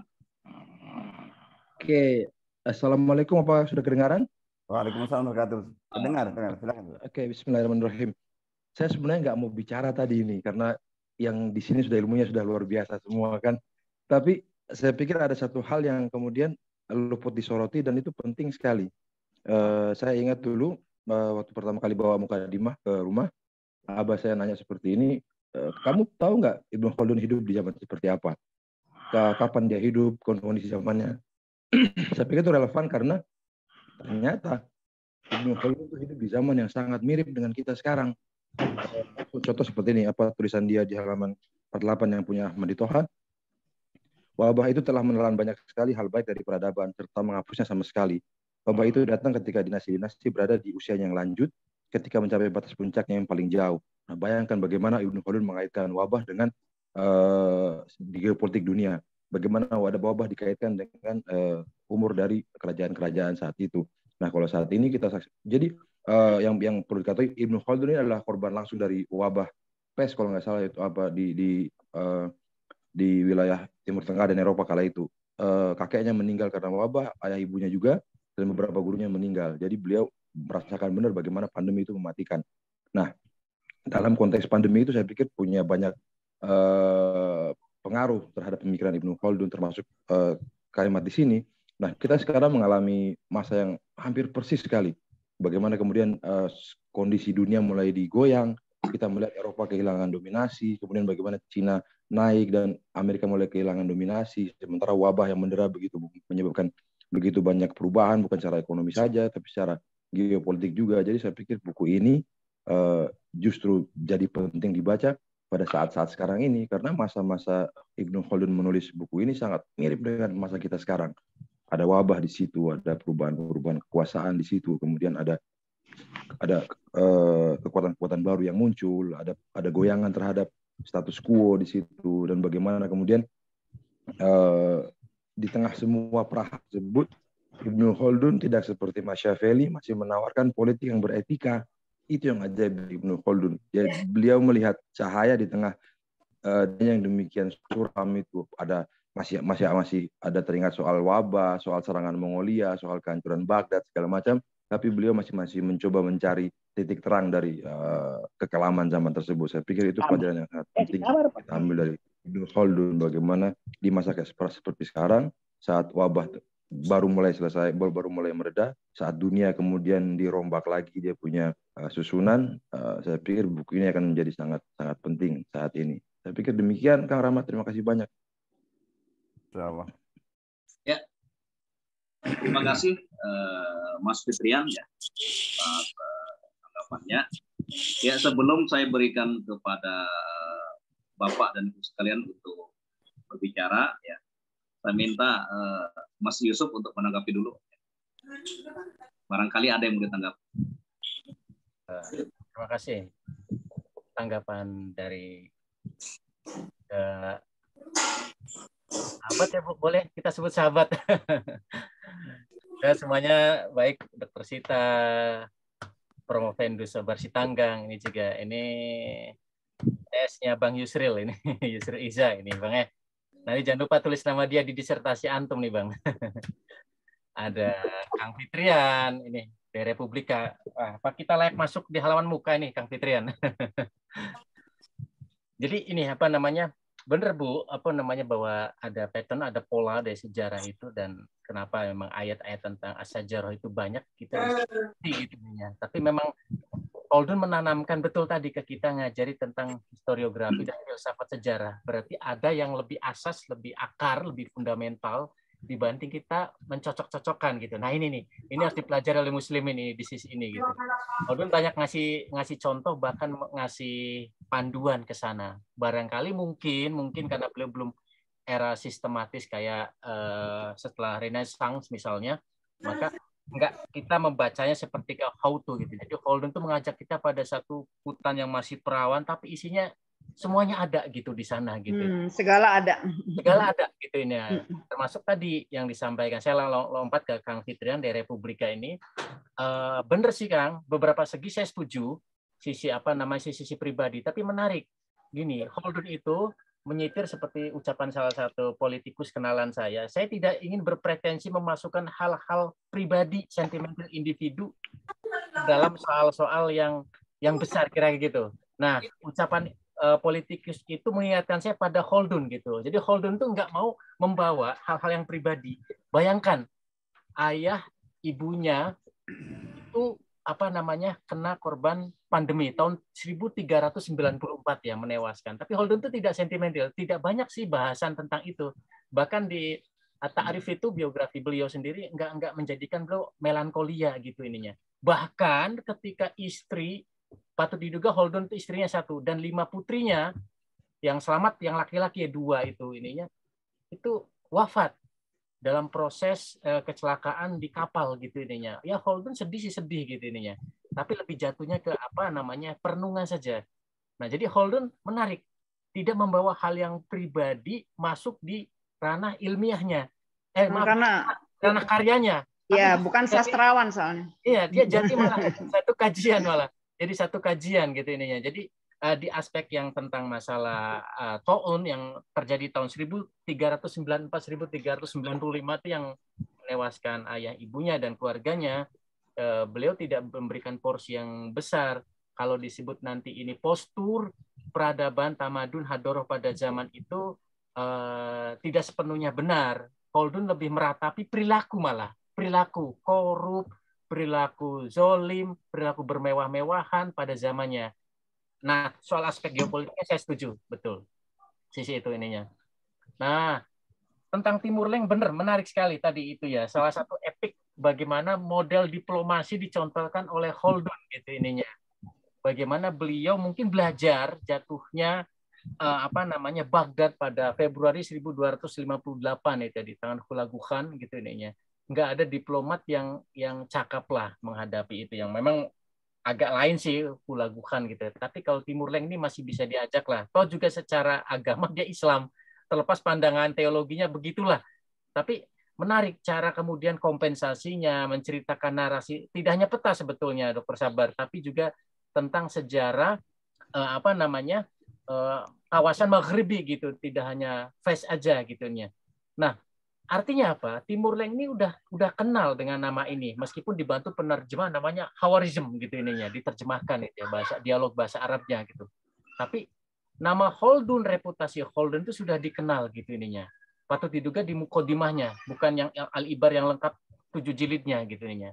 Penasaran, ini orang tahu tentang Afrika, kawasan Maghribi. Bayangan kita mungkin siapa Timur Leng ini akan melakukan ekspansi ke sana. Tapi di sejarah setahu saya tidak disebutkan juga tentang ke sana gitu ininya. Berarti ada sesuatu gitu ininya. Kayak obrolan sia-sia aja bayangan saya tuh ini. Obrolan sia-sia Timur Leng ini kok mencapai kawasan yang waktu itu memang dikuasai oleh kekuasaan dinasti Islam, kuat, bahkan fanatik, bahkan nanti ada Al-Muwafid, gitu, Al-Murabitun sebelumnya yang menduduki Andalusia. Saya berpikir lebih ke konteks pembelajaran malah, bukan ekspansi politik. Jadi Timur Leng ini punya satu hasrat, satu ghiroh kepada pengetahuan. Ini kok orang bisa ekspansi nyeberangi selat ke bangsa Franka, kemudian membentuk yang namanya Andalusia. Apa sih ininya? Jadi obsesi politiknya menurut saya di bawah obsesi pengetahuannya. Cuma orang yang ngomong ini orang yang sangat ambisius di soal ekspansi. Jadi yang dominan kesannya mau direbut gitu ininya. Nah, ada banyak sih, termasuk ada beberapa. Ada misalkan Charles Brockman itu termasuk yang nyinyir, sinis kepada Khaldun. Nggak ada yang asik. Biasa aja kok ucapan ini, tapi ucapan kayak gini itu ya sangat minoritas. Ya Khaldun itu mendapat tempat yang menurut saya sangat layak. Benar memang bahwa tadi ada ucapan harusnya karya Khaldun ini atau Khaldun itu sendiri didudukan pada tempat semestinya. Khaldun sendiri sebetulnya mengajari kita itu bukan kejatuh ke hal yang halal haram. Dalil aja dia tuh sekali lagi di ujung-ujung bahasan gitu, nggak di tengah, nggak apa dan sebagainya. Betul-betul menjauhi atau membuat satu pendekatan penulisan kitab yang berbeda gitu ininya.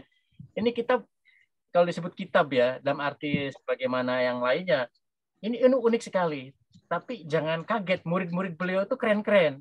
Kita mungkin mengenal pensyarah Sahih Bukhari gitu ya, Fathul Bari, Ibnu Hajar Al-Asqalani itu muridnya loh. Itu muridnya. Salah satu guru beliau itu Ibnu Khaldun gitu ininya. Itu ngakui Ibnu Hajar tuh. Ini orang jenius gitu ininya. Terus kemudian Al-Makhruzi gitu, sejarawan dan sebagainya. Nama Khaldun atau pemendekan dari Khalid itu ini sebetulnya ada di sejarah. Dulu ada orang yang namanya Umar Khaldun. Tapi Khaldun ini memang serakah bahasa saya itu. Sekali bikin karya, reputasinya menenggelamkan semua yang nama belakangnya Khalid atau Khaldun gitu intinya.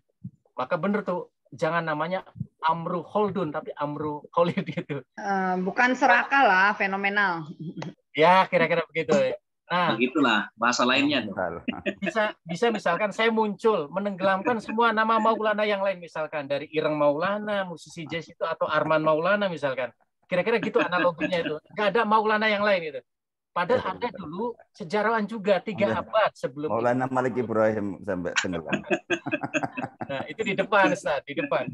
Jadi ada Umar Khaldun, sejarawan juga, tapi tenggelam begitu muncul Abdurrahman Muhammad Ibnu Khaldun ini. Adiknya Yahya adiknya Khaldun persis, adiknya selisih 1 tahun kalau tidak salah itu. Itu sejarawan juga, cuma ini orang hidup pada keluarga yang tanda petik guyon saya tidak tepat. Ada 2 matahari itu nggak boleh dalam keluarga, maka nasib Yahya itu nggak kita kenal gitu dalam karya-karyanya. Namanya padahal Yahya ini di Muqaddimah juga kadang disebut sesekali sih, nggak banyak ya. Dia menyebutkan, dia ngasih sumber referensi juga kadang ini. Patut diduga juga salah satu informan dalam penulisan kitab Al-Ibar ini. Cuma dia hidup pada zaman yang nggak tepat. Abangnya ini keren banget gitu ininya. Jadi Yahya Khaldun juga nggak kita kenal gitu. Padahal sejarawan juga gitu. Nah, maksud saya ada hal-hal yang semacam itu yang manusiawi. Khaldun tidak memasukkan, tapi di sisi yang lain ada hal-hal yang memang beliau mengajak kita untuk berpikir yang lebih besar gitu. Itu, Dr. Rahman. Oke, baik. Terima kasih Mas Yusuf Maulana atas tanggapannya. Minta waktu, Ustaz. Ya, saya persilahkan kepada Ustadz Muzaffar. Ya. Baik, Assalamualaikum warahmatullahi wabarakatuh. Assalamualaikum. Mohon maaf ini suaranya lagi agak ada gangguan dikit. Insya Allah sembuh Ustaz habis bicara Ustaz. Amin insya Allah. Baik, Masya Allah ini luar biasa, daging semua ini materinya. Dan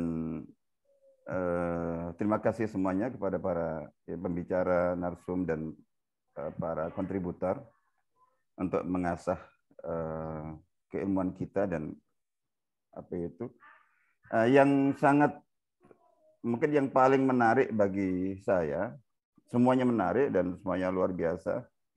Yang paling menarik itu ini tema dan diskusi kita pada pagi hari ini, dan juga penyampaian Ustaz Yusuf Maulana membaca Ibnu Khaldun.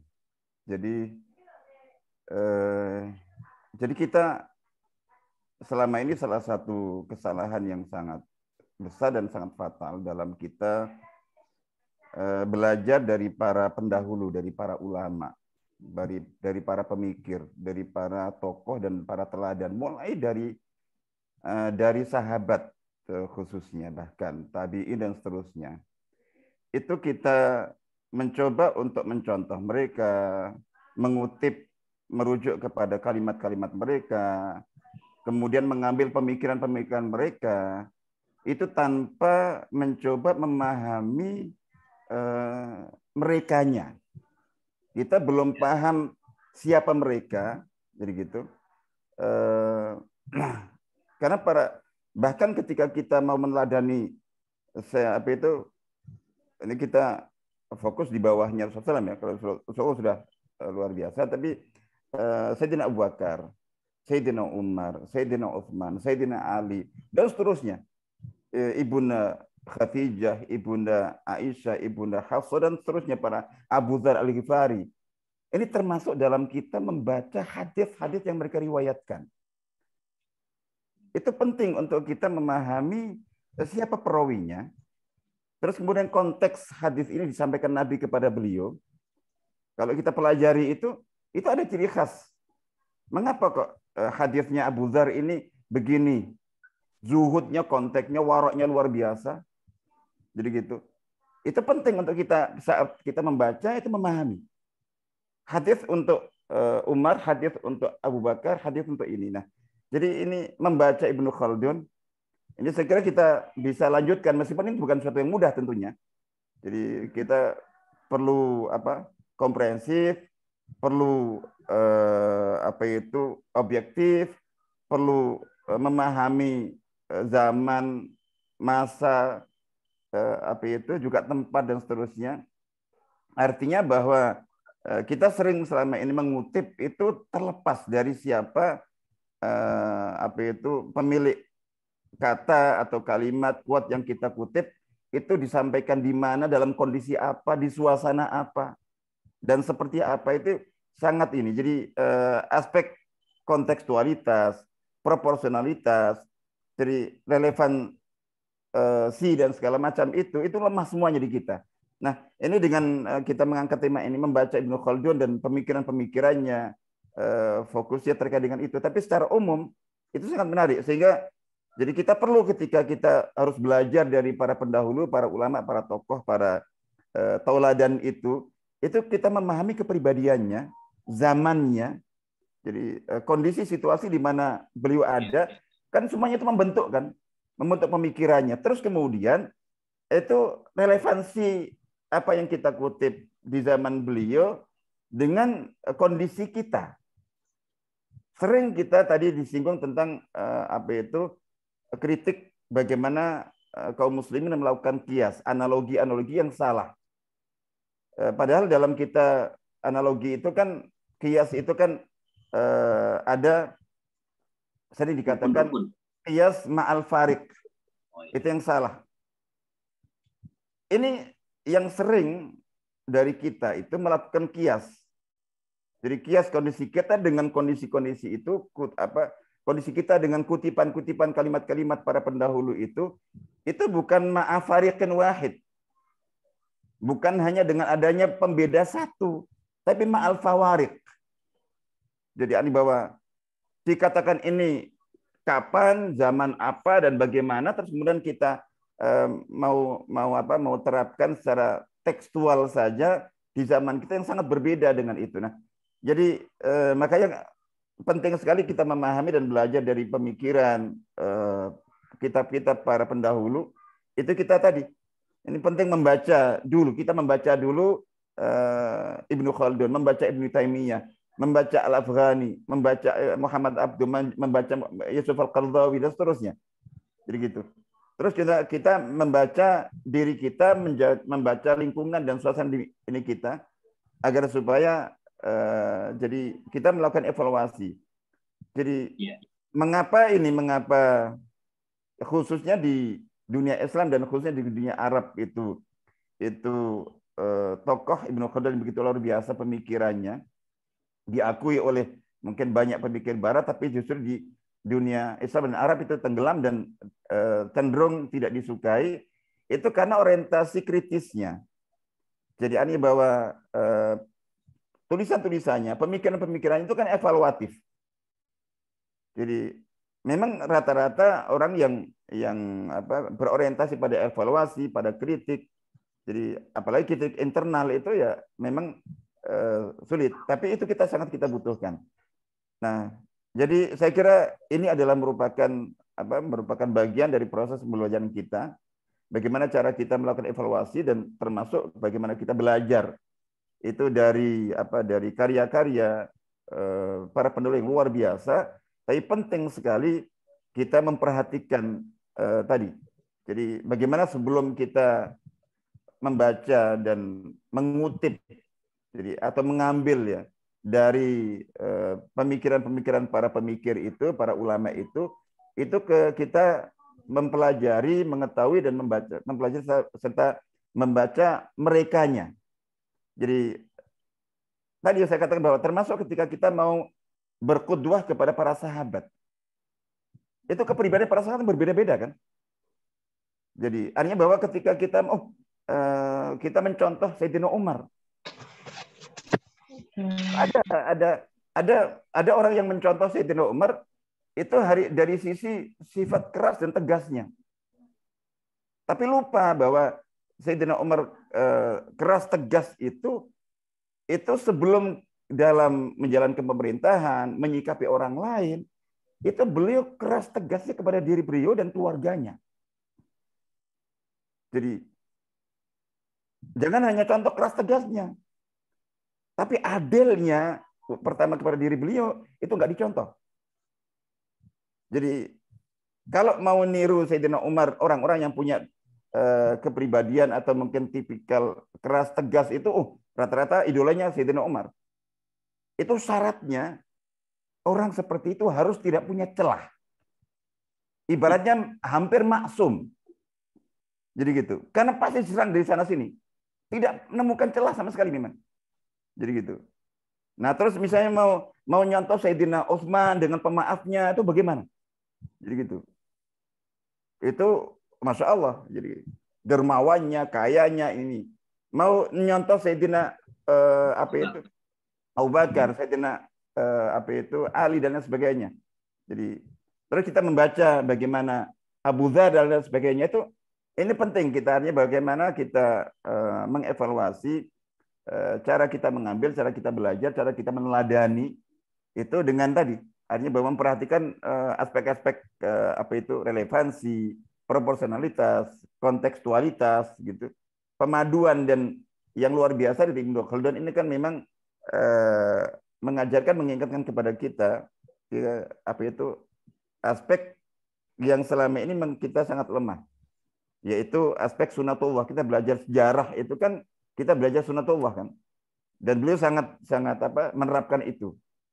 Dan ini yang dikritik keras oleh Dr. Yusuf Qaradawi, salah satu kelemahan kaum muslimin secara umum dan termasuk kaum pergerakan secara khusus itu adalah lemah dalam yang beliau istilahkan fikih as-sunan ar-rabbaniyah.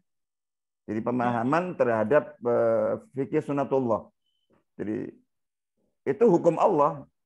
Jadi terus cuma lebih fokus atau hanya hanya fokus pada aspek fikih syariatullah.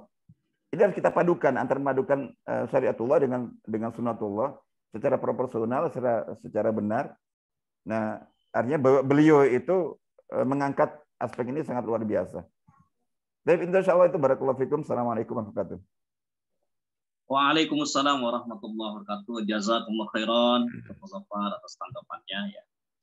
Ini selanjutnya ada dua yang angkat tangan ini. Ada Dr. Abdurrahim, ada Dr. Yahya. Dua dokter yang angkat tangan. Ya, silakan. Saya persilahkan yang ini dulu, dari Dr. Yahya dulu ya untuk berbicara. Silakan. Setelah itu Dr. Abdurrahim. Ya, Bismillah. Ya, terima kasih. Assalamualaikum warahmatullahi wabarakatuh. Waalaikumsalam. Kang Yusuf Maulana, saya ini awam tentang Ibnu Khaldun. Saya agak bingung dengan konsep asobiahnya. Apakah asobiah di sini adalah asobiah kesukuan ataukah asobiah solidaritas sosial? Karena bagi saya, fakta di lapangan yang saya temui, asobiah kesukuan sangat berbahaya. Sebagai contoh, di masjid di sini, daerah saya, hanya suku tertentu yang boleh menjadi imam. Hanya suku tertentu yang dipilih menjadi khotib. Saya pikir itu asobiah. Bukankah asobiah itu yang pertama dibenahi oleh Rasulullah, mempersatukan suku-suku bangsa. Demikian juga Genghis Khan maju karena menghilangkan asobiah kesukuan ini.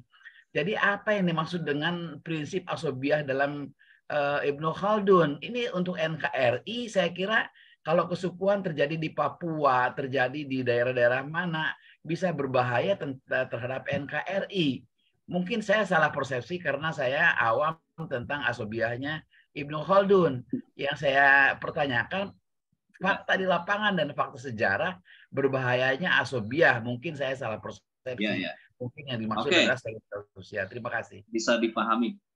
Ya, terima kasih Dr. Yahya. Ya, sebelum Mas Yusuf menjawab ya, saya persilahkan Dr. Abdurrahim untuk menanggapi Ibnu Khaldun dalam perspektif Makosidi ya. Terima kasih Mas Suaranya Yusuf. harus kencang, Ustaz. Luar biasa pemaparan Mas Yusuf, memberikan inspirasi yang luar biasa bagi kita. Dan tadi juga disampaikan tentang asobiah, bahwa ini maksud asobiah bukan asobiah yang kita pahami, tetapi itu sebagaimana asobiah yang dalam sosiologis, kalau nggak salah tadi Ustaz Mas Yusuf Maulana membahas. Nah, saya coba memberikan penambahan. Ini ada karya yang ditulis oleh Imaduddin Khalil, pakar sejarah dari Irak ya aslinya. Ya. Makin Bil Arabi ya. Islamian. Ini Ustaz Rahman juga punya. Ya. Ustaz Rahman juga punya nih bukunya. Itu kajian Patra lanjut.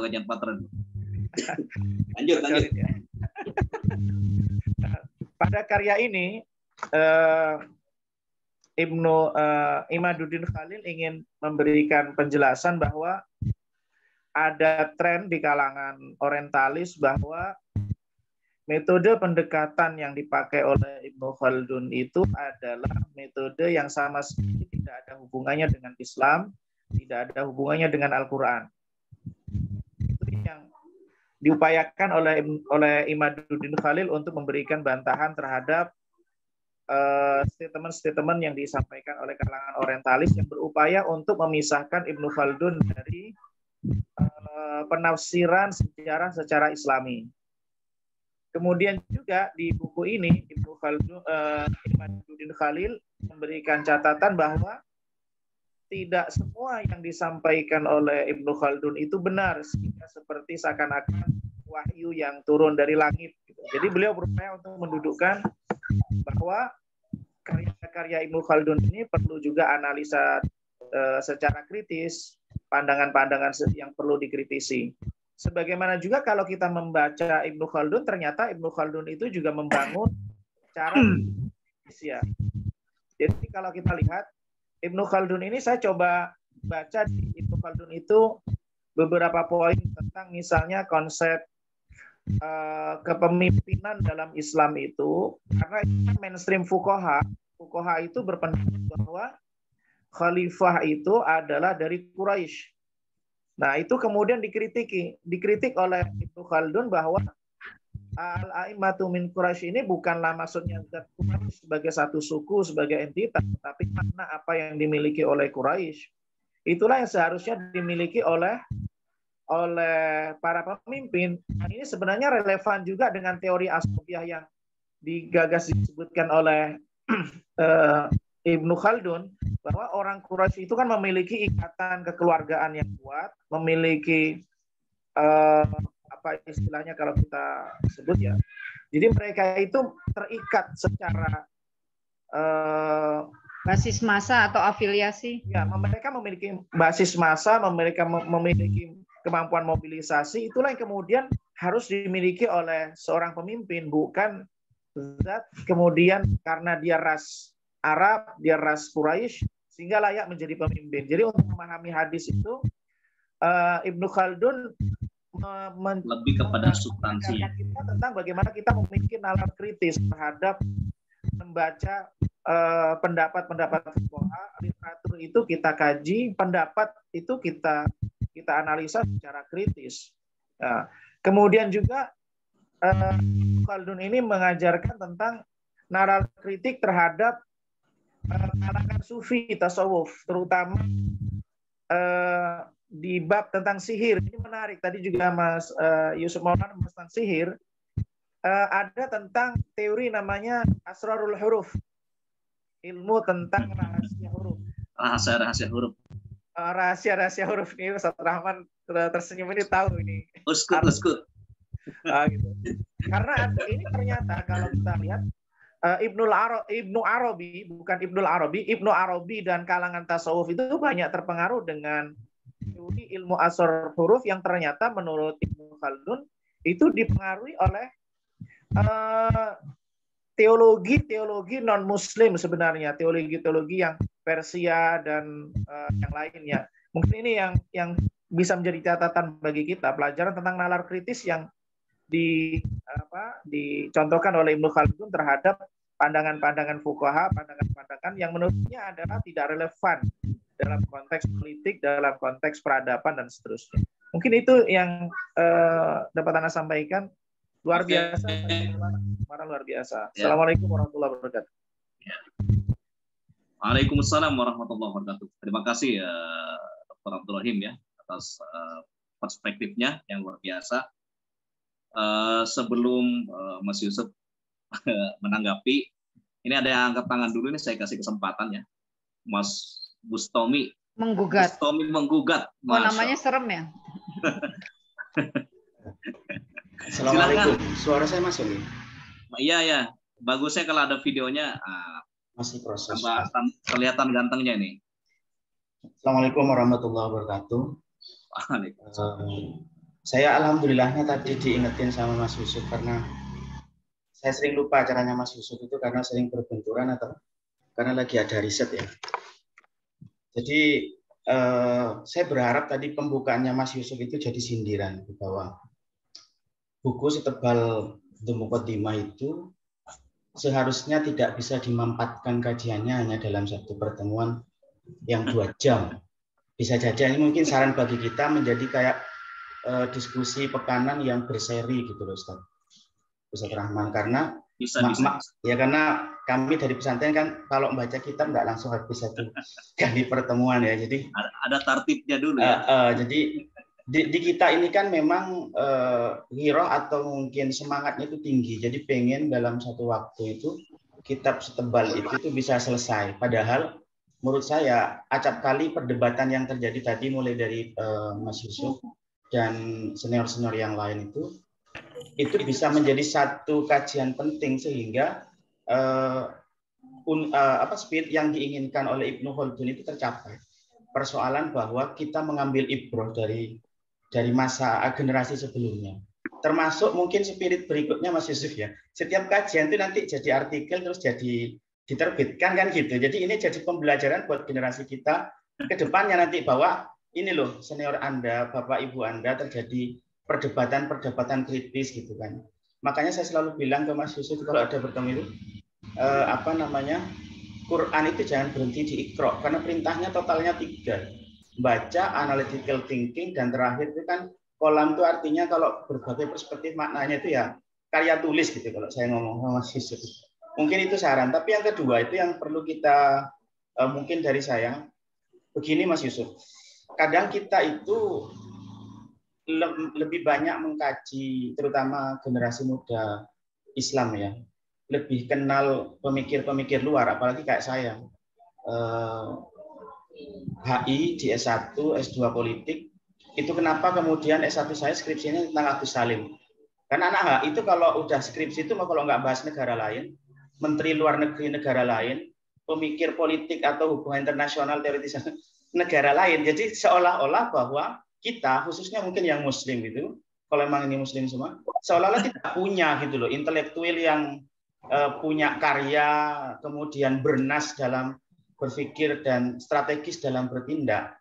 Itu mungkin menjadi spirit. Jadi kalau ini dijadikan kajian yang kayak runtut, kita akan tahu bahwa ada peserta yang memang istiqomah dari pertama sampai terakhir. Karena penyakit kita itu nggak bisa istiqomah dari awal sampai akhir. Gitu Mas Yusuf ya. Jadi kalau ini mau dibikin kajian pekanan dan nanti berganti tokoh yang lain, itu kita seolah-olah melakukan pembacaan kembali. Baik terhadap tokoh, terhadap situasi di masa lalu, sehingga kita lahirkan karya berikutnya versi kita yang lebih ya bisa dekonstruksi, bisa rekonstruksi, sehingga itu menjadi pembacaan bagi generasi berikutnya. Mungkin itu yang ingin saya sampaikan. Mohon maaf kalau kesannya mantap. Ini ya. Saya kira mantap. Itu. Terima kasih. Assalamualaikum warahmatullahi wabarakatuh. Bagus kok usulannya. Mantap. Ya, luar biasa, Mas Bustomi. Usulannya sangat konstruktif ya untuk perbaikan diskusi kita ini ya. Baik, sudah tidak ada yang angkat tangan lagi. Saya persilahkan. Masih ada lagi nih. Nanti Mas Yusuf sekaligus closing statement ya. Saya persilahkan dulu Ustaz Khairul Hadi. Jauh-jauh dari Jember nih. Aduh. Assalamualaikum warahmatullahi wabarakatuh. Saya tuh kaget kajian Ibnu Khaldun. Karena di perpustakaan saya itu ada bukunya. Saya kemarin nggak inget ini buku ini. Asli tapi. Aduh ya Allah. Saya punya buku tapi nggak pernah dibuka sama sekali. Begitu saya buka itu saya bingung itu. Bukanya itu bingung. Nggak connect gitu saya itu. Bodohnya saya itu baca Ibnu Khaldun tuh. Terus tulisannya juga nggak begitu jelas lagi bukunya. Tebal segini, 600 halaman. Begitu saya ngikuti, ya Allah tadi terlambat saya ngikuti. Aduh ya Allah ya Karim. Saya minta nanti ada rekamannya ya. Ada. Bodoh banget ada saya. Di YouTube. Ada. Udah direkam nih. Ya tolong nanti dikirim. Saya pengen sekali bagaimana mendalami. Tadi katanya kalau teman sekali, aduh ini eman sekali ya Ibnu Khaldun. Bagaimana versi kita dan bagaimana ada pakar-pakar kita di sini untuk bagaimana kita mengupas lebih dalam lagi. Ternyata memang namanya Bapak sosiolog dunia ini memang luar biasa. Harus kita generasi ini untuk bagaimana menguak kembali dan bagaimana kita bisa banyak belajar ya. Ibnu Khaldun luar biasa. Terima kasih Mas Maulana. Lanjutkan kajiannya. Saya kembalikan kepada beliau. Assalamualaikum. Ya, terima kasih Ustaz Khairul Hadi. Selanjutnya saya persilahkan Mas Yusuf untuk memberikan tanggapan sekaligus closing statement ya. Ya, jazakumullah khair. Ini masukan tanggapan. Saya mulai dari yang bisa dokter ya. Asobia dulu katanya. Ya. Jadi teringat hadis ini populer ya, dokter ya. Laisa mina man da'a ala sobiyah wa laisa mina man qatala ala asobiyah, itu bukan bagian dari kami yang menyerukan asobiyah, bukan bagian dari kami kata Kanjeng Nabi itu yang berperang karena asobiyah gitu ininya. Makanya saya bisa mengerti sebetulnya kalau Profesor Dr. Ilyas Yakub waktu itu rektor Universitas Sunan Ampel yang pertama menerjemahkan sekira tahun 60-an itu karena mungkin ada ini nanti beririsan dengan kata kunci di hadis tadi, akan repot. Makanya beliau mengenalkan istilah ikatan sosial dulu. Lalu oleh salah satu cendekiawan kita, saya lupa, mohon maaf, itu dipopulerkan menjadi solidaritas sosial gitu ininya. Jadi ini bukan merujuk pada suatu kebanggaan mengunggulkan sebagaimana hadis tadi dalam pengertian di atas ikatan-ikatan syariat gitu ininya.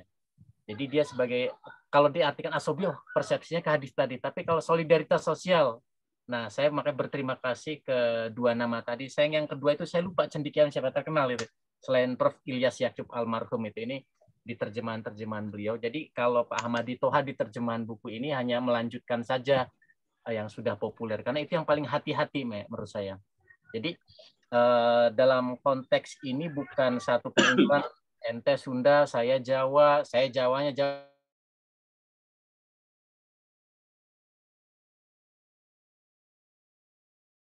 Saya ngomongin gitu, ente Jawa pendatang Mataramanya bukan Mataram terah asli, misal.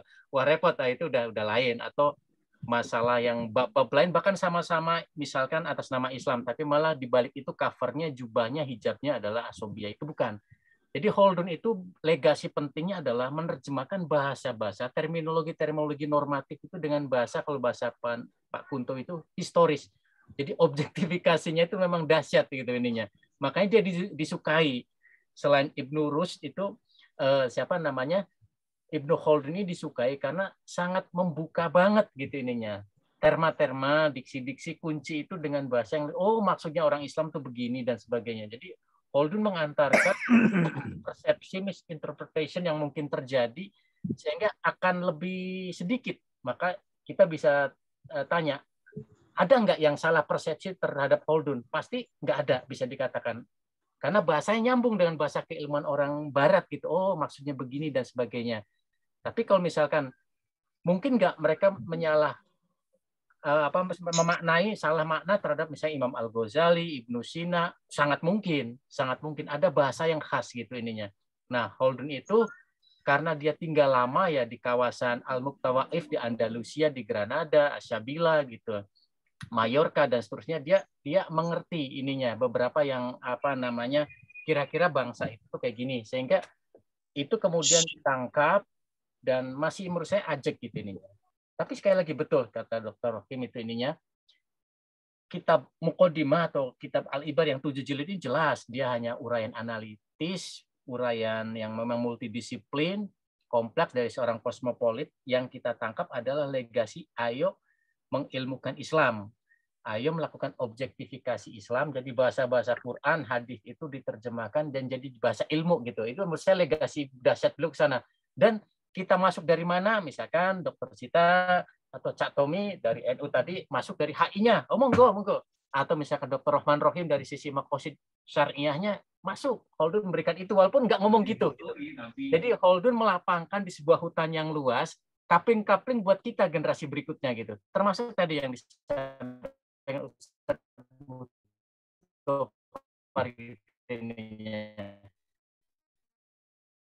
jadi sering diingati kalau literatur itu karena tukang mabuk dengan Abu Nawas, lepas memang distorsi itu ini, tapi oleh beliau diduga. Berikutnya juga kita penting memaknai beliau sebagai seorang Malikiyah gitu ya, seorang pemuka mazhab Maliki dengan tradisi turutnya yang khas dan seterusnya. Yang kalau menurut kita Syafi'iyah itu kayaknya menggampangkan Ustaz Mutofar itu. Kalau tayamumnya mereka itu kan gampang, pegang batu aja, udah dibawa ke masjid itu, nanti nggak usah repot-repot gitu. Wudhu kayak kita yang dianggap boros air kalau menurut mereka itu. Ya kira-kira seperti itulah.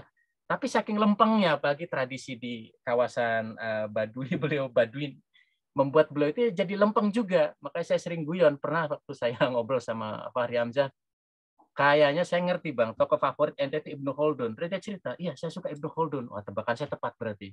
Jadi profiling Khaldun itu kira-kira orang yang menyukainya itu kayak gimana itu bisa kita tebak gitu nih. Jadi termasuk yang mengkritiknya. Ustaz Dr. Abdul Rahim itu saya bisa mengerti. Kalau di Arab itu Khaldun termasuk yang nggak disukai itu ininya. Nah, jadi kita akan susah mendapatkan murid-muridnya. Maka kita dapat walaupun Imaduddin Khalil tadi memang ada beberapa yang masukan positifnya, tapi ada beberapa hal yang bisa kita renungi untuk tidak kita ulangi. Malik bin Nabi bisa kita sebut gitu ya. Jadi contoh Muhammad Asy-Syinkiti gitu yang memanfaatkan turas dari Muqaddimah Kitabul Ibar ini untuk menjelaskan terma-terma yang sekarang. Malik bin Nabi lebih rumit lagi ini, Ustadz Khairul Hadi lebih rumit lagi. Peradaban menang itu menggunakan model kayak matematika gitu, naik turun grafik XY gitu ininya. Menurut dia peradaban menang adalah rumusnya sederhana malah, tanah dan mobilitas. Jadi saya ingat itu aja rumusnya. Peradaban menang itu mau tanah, eksplisit tanah gitu. Tanah ditambah mobilitas. Gila. Ini Singapura yang menerapkan ini. Ini Singapura ini.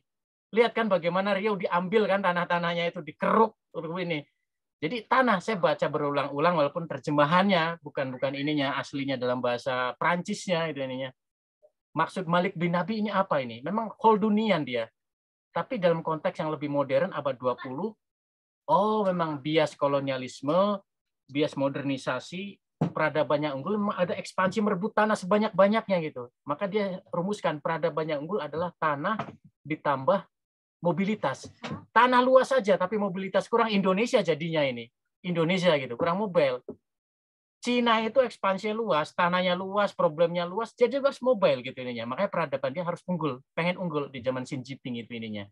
Nah, kira-kira kalau kita menggunakan pendekatan Malik bin Nabi atau Khaldun akan apa namanya menemukan relevansi walaupun ini katakanlah kita meminjam pisau analisis mereka sebagai sebuah pembacaan. Tentu sekali lagi dengan ada pemilahan-pemilahan memisahkan bagaimana hal yang bisa kita petik yang spiritnya oh dia buka jalannya ke sini tapi ada Khaldun itu salah kayak tadi pembagian bumi menjadi tujuh apa itu zona itu ya. Kawasan ini begini, kawasan ini begini, dan sebagainya. Seingat saya kawasan Asia Tenggara itu beliau anggap bukan yang terbaik. Dalam arti ini zona yang akan tumbuh menjadi peradaban unggul gitu. Cuma ya bagus lah kira-kira begitu. Nah ini yang barangkali ada sisi kelemahan di sisi geografi yang dihubungkan dengan politik gitu. Geografi dalam arti masalah kealaman gitu ininya. Cak Tommy makasih juga apa namanya ya saya sih sebagai orang yang punya penerbitan juga selalu nagih Bu Sita. Dr. Rahman Rohim ini, ayo. Sini store tulisan Ustadz Mudhafar dan yang lain Ustadz luar biasa dan sebagainya. Kalau saya apa namanya akan konkret ininya. Kira-kira seperti itu. Saya sebenarnya nunggu ini Ustadz Sulaiman ya dari Muhammadiyah ini. Kayaknya mau muktamar besok di Surakarta ini. Jadi pertama Masya Allah ini kumpul semua ini dari lintas kelompok. Masuk semua ini, Sulaiman ini. Harusnya belum bisa memberikan perspektif ini juga penguasaan turasnya bagus. Mau ke Jogja Ustaz Sulaiman ini. Ke Surakarta ya, Pak Muktamar. Enggak Ustaz, sekarang saya pindah ke Depok Ustaz. Oh, sudah dekat ya. Oh, Mas Rahman, tangkap lagi buat pembicara. Nah, ini saya udah kenal lama Bu itu. Iya, ya terakhir penutup ini jam 7 nih. Nanti sisanya kita ya ngobrol-ngobrol santai lah. Ya penutupnya kemarin Ustadz Khairil itu kitab aslinya atau yang terjemahan Al-Kautsar ya ngapunten tadi yang dipegang tadi asli oh yang asli ya untuk yang kayak saya lah yang awam itu dan sebagainya saya sarankan terjemahan Ahmadi Toha ini yang lama ini tahun 90-an ini anak 90-an tuh bacanya buku ini ngerti ini terjemahan terbaik ini gitu, tapi biasanya sama saya ini terjemahan terbaik Mas tapi anak-anaknya Usroh anak-anak Usroh itu biasanya sih nggak betah baca ini. Yang betah itu biasanya arah baru itu. Nah, ini yang terjemahan revisi yang ini 2019 ini mantap sekali beliau tiket untuk menekuni penerjemahan Muqaddimah ini moga jadi jariah beliau. Nah, tadi saya sudah nyebutkan satu terjemahan itu ya. Saya nggak enak diulangi lagi itu bukan bermaksud ini kita ilmiah saja, tidak disarankan. Yang saya nyebut tadi sebuah penerbit itu ya. Yang bukan Pak Ahmadi Toha lah kira-kira gitu aja karena terjemahannya sepantaran mungkin Ustadz Rahman Rohim yang ada diksi-diksi yang diterjemahkan yang kita kalau cross check dengan terjemahan Rosenthal dalam bahasa Inggris jadi kadang lucu gitu ininya piranti-piranti yang dibawa oleh orang Baduy itu diterjemahkannya dengan modern banget gitu ininya misalkan tas punggung apa dan sebagainya mungkin cocok untuk anak-anak milenial tapi dengan era Khaldun pada abad 14 jadi nggak nyambung gitu tas punggung itu apa dan sebagainya jadi kadang-kala menurut saya dibiarkan saja apa adanya dikasih tanda petik. Nah, Pak Ahmadi Toha melakukan itu 11 tahun yang lalu dan ternyata diulang pada ini. Jadi buku yang layak dibaca, saya tidak terikat dan tidak ada royalti untuk mengendorse ini. Cuma perlulah teman-teman dari lintas kelompok, lintas ini dibawa ke organisasi kita agar pengilmuan Islam yang diintroduksi dikenalkan oleh Khaldun di Muqaddimahnya itu penting sekali gitu. Termasuk ajar wa ta'dil yang tadi sudah sedikit disinggung oleh Ustaz Mudzaffar juga, beliau meskipun tidak membahaskan dan membahasakan itu, tapi kita sudah diajari gitu. Jadi ini ngajak kita kosmopolit juga gitu. Walaupun tadi disinggung juga tuh tentang masalah rahasia angka-angka, mengingatkan pada kajiannya Enemeris Kimmel itu ya, tentang misteri angka-angka itu. Orang bule itu yang ini mengkaji inspirasi dari Khaldun gitu ini. Saya kan untuk pokoknya Iqra dan kolam lah gitu, kayak Cak Tommy tadi gitu. Gitu Ustaz Rahman. Oke. Mudzaffar, Dr. Sita sebagai Sayyid Sahamah dari forum ini. Mohon maaf atas khilaf. Ya, terima kasih. Diskusi hampir 2 jam, tidak terasa ya. Ini dari jam 5 lewat sedikit tadi. 5 ya. Sampai jam 7 lebih ya, 1-2 jam ya bisa. Tapi nggak terasa diskusi tentang Ibnu Khaldun ini. Dan insya Allah kita akan mengkajinya dari berbagai macam perspektif di diskusi-diskusi selanjutnya. Bapak dan Ibu sekalian, kita sekarang sudah berada di penghujung acara dan insya Allah pekan depan kita akan mendiskusikan tema yang tidak kalah menariknya dengan tema hari ini. Tapi karena kita dibatasi oleh waktu, ya. Kita akhiri diskusi ini dengan hamdalah. Alhamdulillahirrahmanirrahim. Subhanaka Allahumma wa bihamdika asyhadu an la ilaha illa anta astaghfiruka wa atubu ilaik. Assalamualaikum warahmatullahi wabarakatuh.